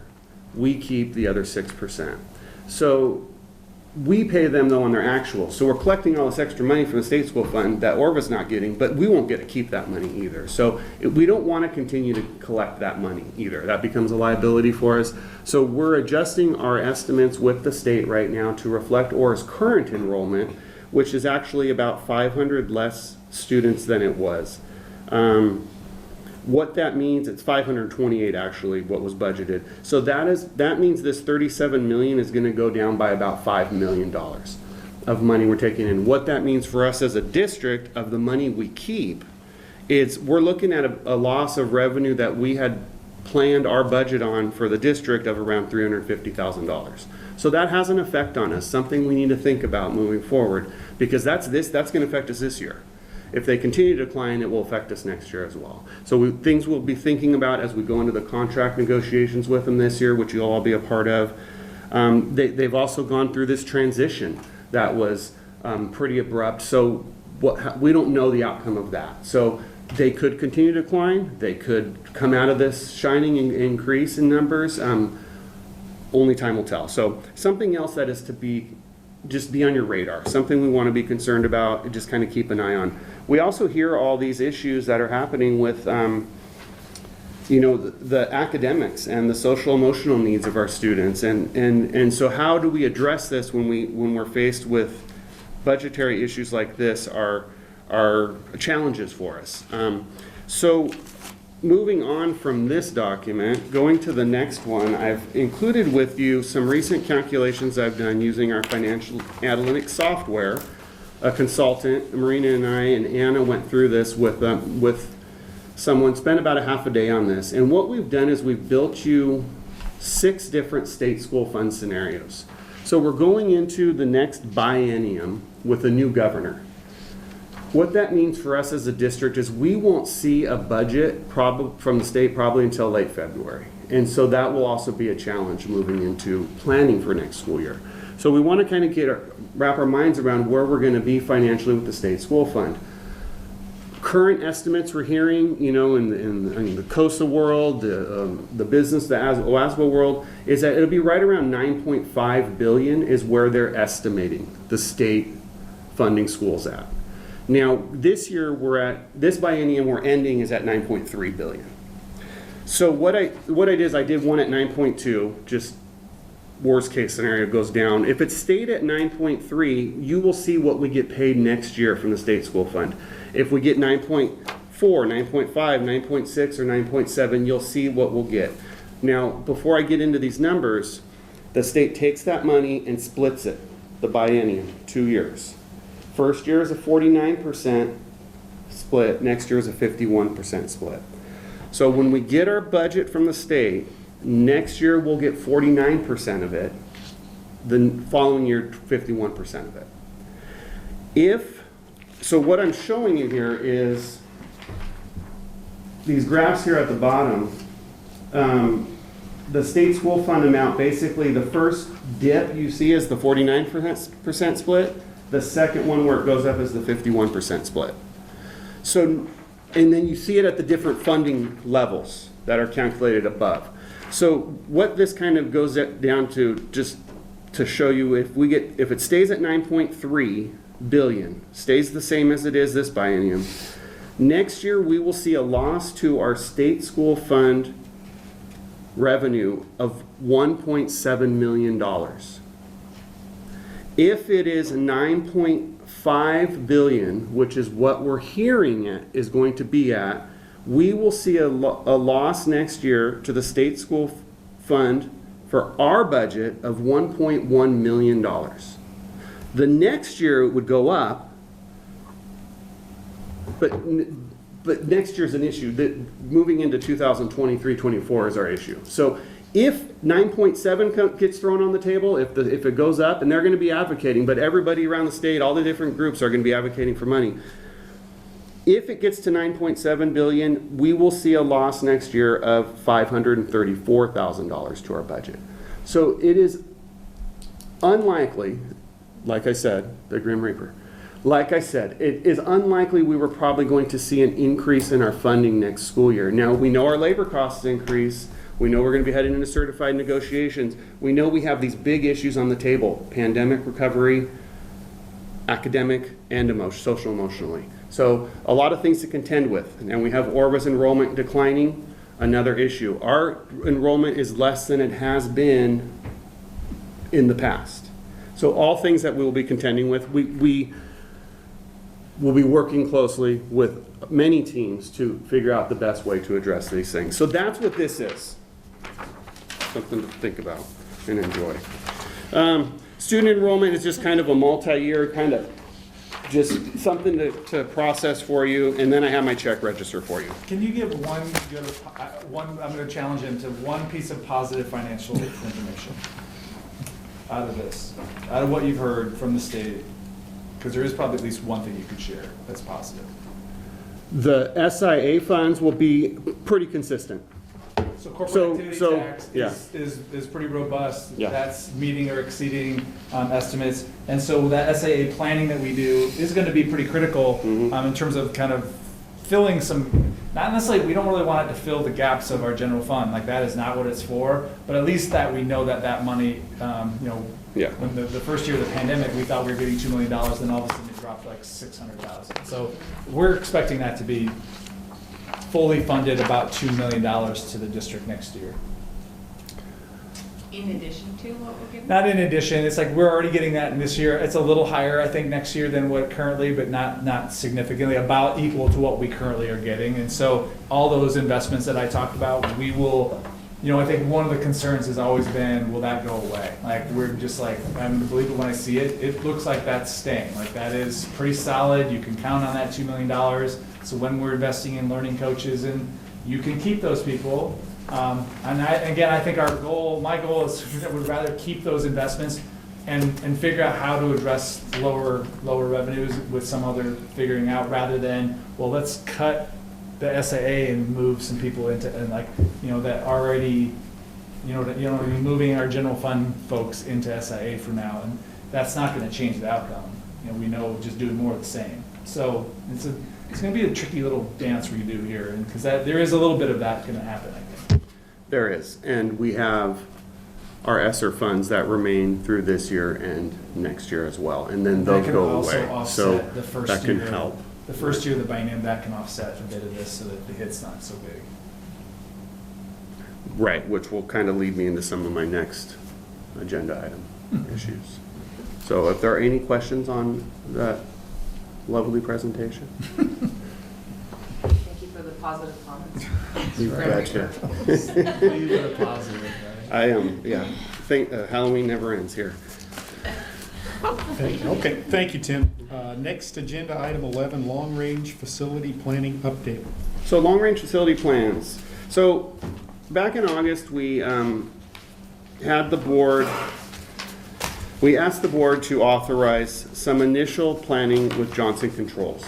And what the board had authorized us to do was sign an MOU with Johnson Controls to essentially complete an energy audit for us and present some different plans that they wanted to offer us to potentially help address some of our deferred maintenance issues and potentially help correct some things that might be a way that we could do it that's financially maybe helpful, is kind of what that work was about. They've completed that work and they've presented several plans to the district. One of the things that this would have required us to do, and there was another option presented that didn't require us to necessarily dip into ESSER, but there were some consequences to that plan as well, cost-wise, that we would have had to essentially dip into our ESSER 3 funds, which were already planned out and allocated for paying for 6 additional elementary school teachers this year and next year. We wouldn't have been able to continue those 6 elementary school teachers under ESSER funding this next year. So you're hearing this enormous impact of COVID. You're seeing the academic scores. We're hearing the emotional needs of our kids. We're looking at this state school fund projection for next school year. And we're looking at declining enrollment from Orvo, which is another loss of funding. So when we then present to our teams, we would also not only have to address some staffing issues based on state school funding, but now potentially pull all these teachers out of ESSER as well. That's a huge consequence to our students, and we only have one more year of this after this school year, so that was a major factor that kind of played into this. When I get down here on the bottom, I do ask for some action, because we did actually have some carryover funds from last school year that we didn't spend. So this doesn't, so my motion isn't going to affect any teachers or anything in the plan for year 2 or 3. It's carryover money that we can now use to address some of these facility needs. It wasn't the amount of money, though, we would have needed to invest in sort of the bigger scope of the project that we'd kind of hoped to be able to accomplish through Johnson Controls. So the state school fund uncertainties, the new governor coming in, we have these huge academic mental health needs. We would have had to drastically reduce the ESSER 3 funding to that's serving our students. This would have had some impacts that I don't feel we were comfortable with. We were also looking at an overall plan that was a 20-year loan, and it wasn't going to address all the needs we had. And so if we're going to enter into that kind of a term on a loan and still have potential needs every year down the road, we're going to have to come up with that money too. And even though this loan may have been offset by some energy savings, it's still something we would have had a budget for, because our accounting practices require us to budget that money and put it aside for the payment. It's not till later that you may realize the savings. So another thing that could have affected us, and that led to a decision to not continue with this project. The project was priced out on a current interest rate of 4.15%. By the time we would have signed all these documents, this could jump up considerably, another expenditure to the district. When we met with Johnson Controls, again, we had this 20-year loan. We had heard about a 10-year product life, essentially, and a 1-year warranty on most of these products. So, and then things that we would then have to pay to fix things anyway. So, and it replaced 2 boilers, one at Hillcrest, one at North Bay, in the costly plan. So, so we essentially have backed off of that project. It's not good timing for that. Maybe down the road we could use them for some different projects, but this is not the time to jump into this. We do, with that MOU, we did agree in that MOU to receive an SB 1149 energy audit for them, which we can use to submit to continue our 1149 funds. That's our energy saving grant funds that will be available. So that is currently at $460,000 we have in that account. That will go up to $1 million. So that's additional money we have to address some of these needs. Our initial needs, backup boilers. I think you guys all know that. Everybody has heat right now. No matter which path we go, none of this would have been fixed this year. It is a long-term project, but we believe that we can start addressing this now. I've been talking to Mark Hochul about this, and we have some plans to move forward to start with some initial replacement of some products and some, then reusing some of our other products that we replace to help create backup systems. So that leads to the ESSER 3 funding down at the bottom there. Like I said, we had some carryover funds. What I'm asking from you tonight is the ability to potentially use $450,000 of these ESSER 3 funds for some boiler replacement work. And what you will allow me to do tonight, if this is authorized, is to apply to ODE to readjust our ESSER plan, because we have to do that first to spend this money. Then I can ask ODE if we can spend the money on capital improvements, because we also have to have that approved before we can spend it. So by doing this, I can put those pieces in motion, and then we can look at our budget and start planning and pricing these out, and then I can bring back to you again a cost associated with some of these plans and a plan to actually spend the money. So I'm not asking you to spend the money. I'm asking you, can I move forward with plans to try to figure out how to spend it? The other thing would be for Johnson Control. I mean, you do certainly, you gave us authority to sign this MOU. They came and presented. We don't really need a motion to not move forward. You're hearing like our recommendations to sort of halt that project. If you want us to move forward, I think we would want you to take like board action to authorize or to kind of direct the school district to move forward with that, despite you're hearing Tim's reservations and concerns about just lots of uncertainties that have become more clarity since we began this project back. And we began these conversations thinking a bond might pass in May, and we just we went from that to like, oh, well, what else could we do? And so we just continued the conversation, and then our financial picture's gotten a little clearer. So that's our recommendation, is to take a pause, not like, but the long-range facility needs still exists, and we'll have to come back and probably get your support on what those plans and how we'll address those down the road. We don't really have that today, so, yeah. The money that we gave you, the MOU for Johnson Controls, that just went back into the budget, right? So essentially, this is basically the same amount, we're just reallocating it? The 450 at the bottom is totally separate. The MOU for Johnson Controls to do the energy audit, that was, they naturally they spent a lot of time here putting in some work, and they agreed they'd give us an SB 1149 energy audit that if we didn't do the project, we could use this energy audit to apply for our next round of 1149 funds. So had we decided to go forward with this, a $7 million, $8 million loan or something, then that cost would have wrapped into that. But now this will be a cost to us. Had we not done any work with Johnson Controls, we would have needed somebody to do this audit for us anyways to get this next round of funding. So they were estimating that at about 10 cents per square foot. So we're guessing somewhere around $50,000 for the energy audit, which will then add another $540,000 to our 1149 funds. Will be the cost associated with that. So the money that we wanted to use for that, where is it now? I mean, Which money? That we allocated for the Johnson Controls. We used some of it to pay them for the services that they gave us. There's a little bit of a balance left, right? I mean, we'll have to pay them for the whole amount that we allocated for them? that like $50,000. Okay. Yeah. We were gonna borrow, the the whole project was about us borrowing money. I mean, right. Yeah. Yeah, they were soliciting work.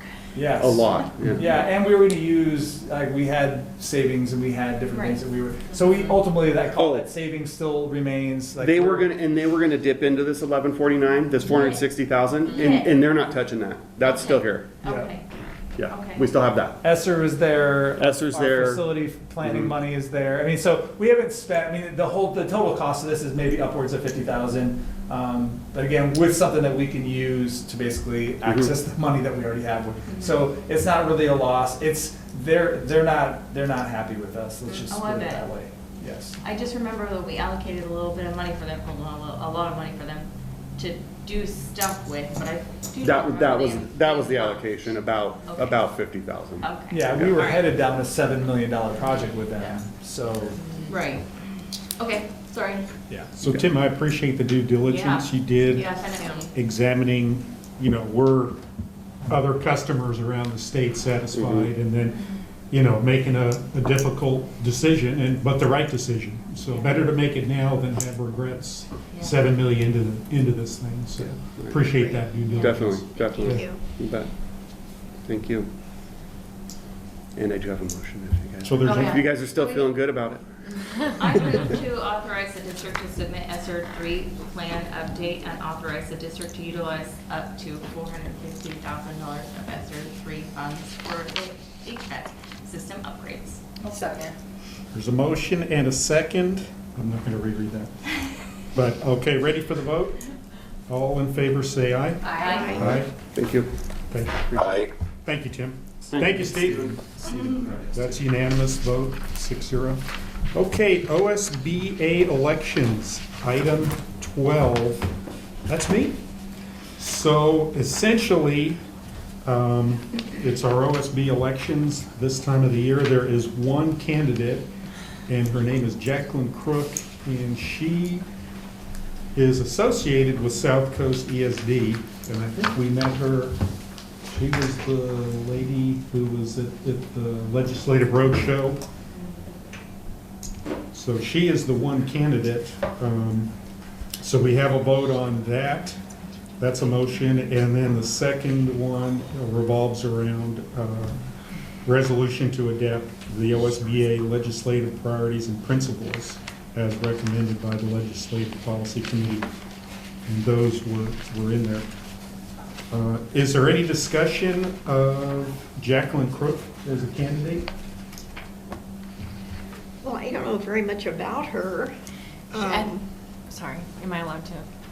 Go ahead, me. At the roadshow, she was the one that had been teaching for like 59 years of experience. And she's been the representative for the South Coast for a good chunk of time, and I think she's the only name on there, but and this is her last 2-year appointment. She is retiring at the end of this.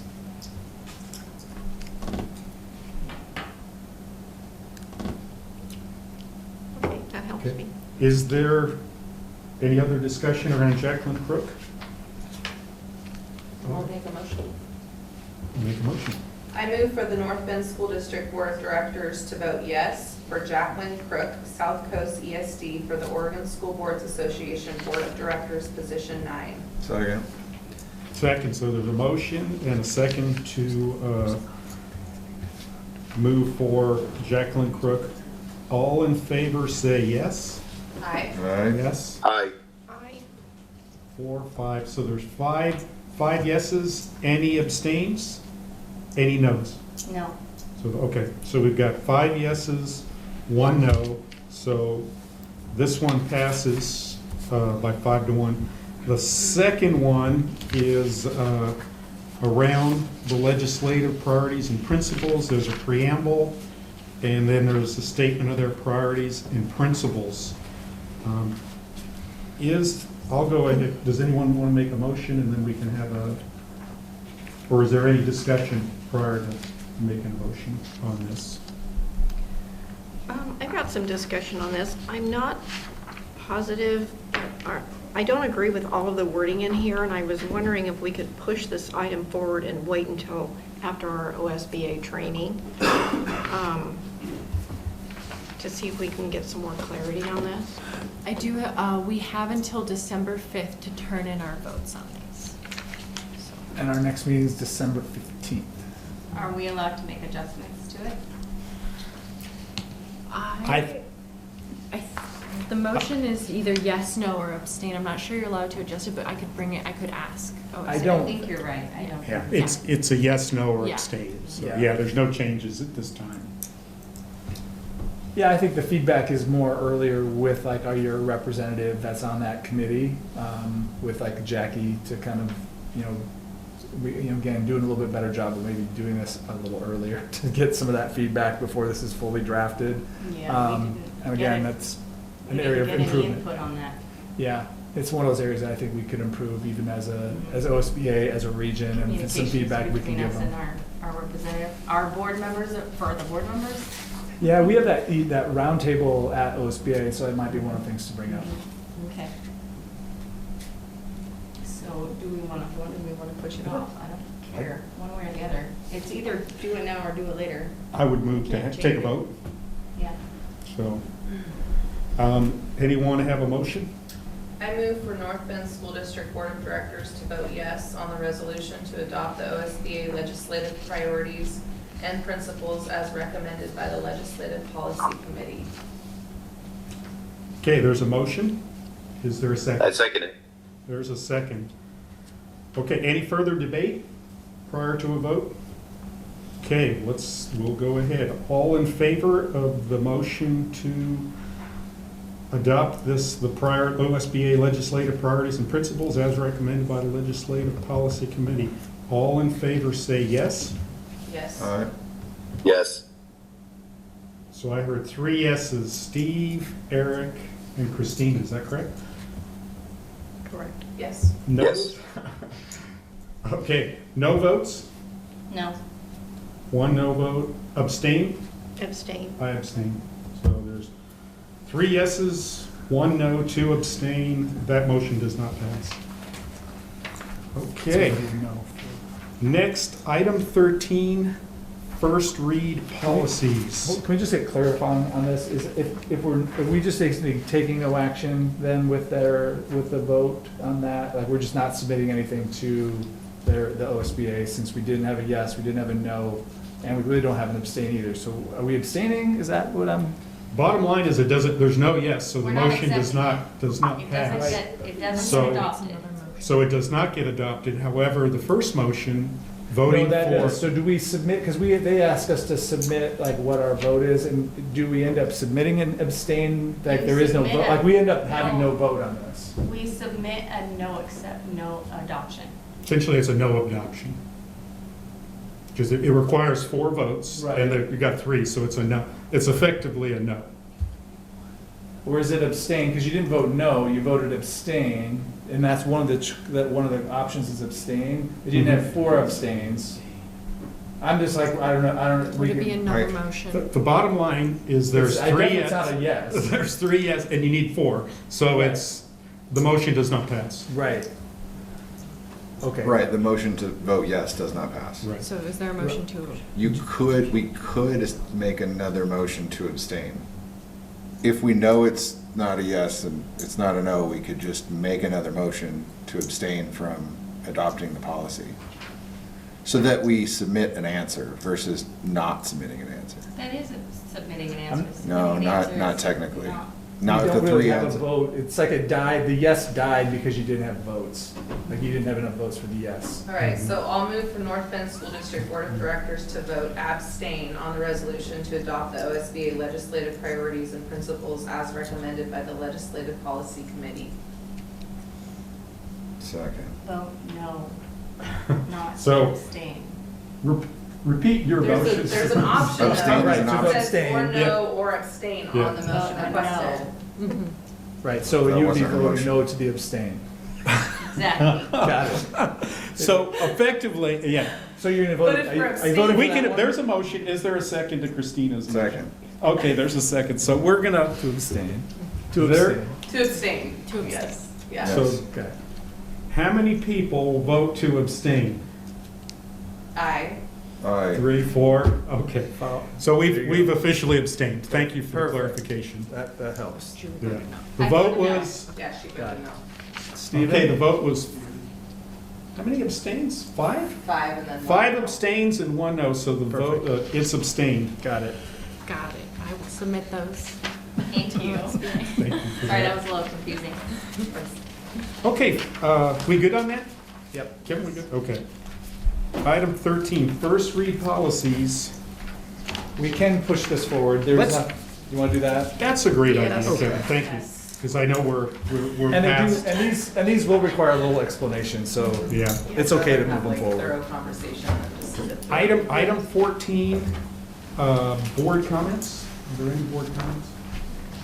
The only thing I have for the board to think about is, we've got, looking ahead, our schedule is that there's no work sessions currently scheduled in November, December. There is a board meeting the 15th of December. My question for the board to consider now, is there any interest for a work session the 1st of December where it would involve the board and the administrators would come, and there'd be essentially a work session, a collegial environment where we would talk and administrators could talk in greater detail about what they're facing in the current schools, another level of detail where we might be able to help. Kevin, any Kind thoughts? of, well, and again, I would probably frame it as like that integrated guidance feedback, right? Sort of initial conversations in a very more informal setting around the needs of the district that cover kind of all areas. You kind of hear, well, I can kind of around behavior, academics, and well-rounded education. So it pretty much covers anything you'd want to talk about, and just more of an open conversation, because you heard a lot about academics, but a little bit about attendance and a few other things. It opens the door to maybe having some more in-depth conversations, just a Q&A with our administrators if you'd be interested in. I haven't polled them. I think we reached out to just maybe hold that date for them, so I don't know for sure that they'd all be available, but I would ask. If So- they're interested in, that would be December. 1 December. 1 December, yeah, because there really wasn't another Thursday evening available between law conference, board meeting, then we go into holiday break. I'd be good with that. Yeah. One, I did two, with that. three. Yeah. I'd be interested in it. 4? Okay, that's okay. Steve Ryan? This is. Yes, sir. Yes? December 1? Did he say yes? Yes, he said. I think he said yes, sir. I don't know if you. Well, I was just, I heard my name. I was just acknowledging. Yeah. Did you have interest in a 1 December work session with the board and the administrators for a collegial discussion on what's on their hearts? We'll provide dinner. Yeah, that's fine. Okay, that's fine. I'm All good. right, yeah, I think so. Let's do Halloween? dinner. Let's do like a 5:30. How about a little 5:30 and a little bit earlier start? Dinner. As soon as we do dinner, then begin at 6. Yeah. Sounds good. District office. Okay, All right. good deal, all right. Item 15, information only, OSBA Fall Convention, November 11th to 13th. I think we've got 5 of 6 board members going, so, yeah. Looking forward to that. Next regular board meeting, the 15th of December, 6 p.m. enrollment numbers.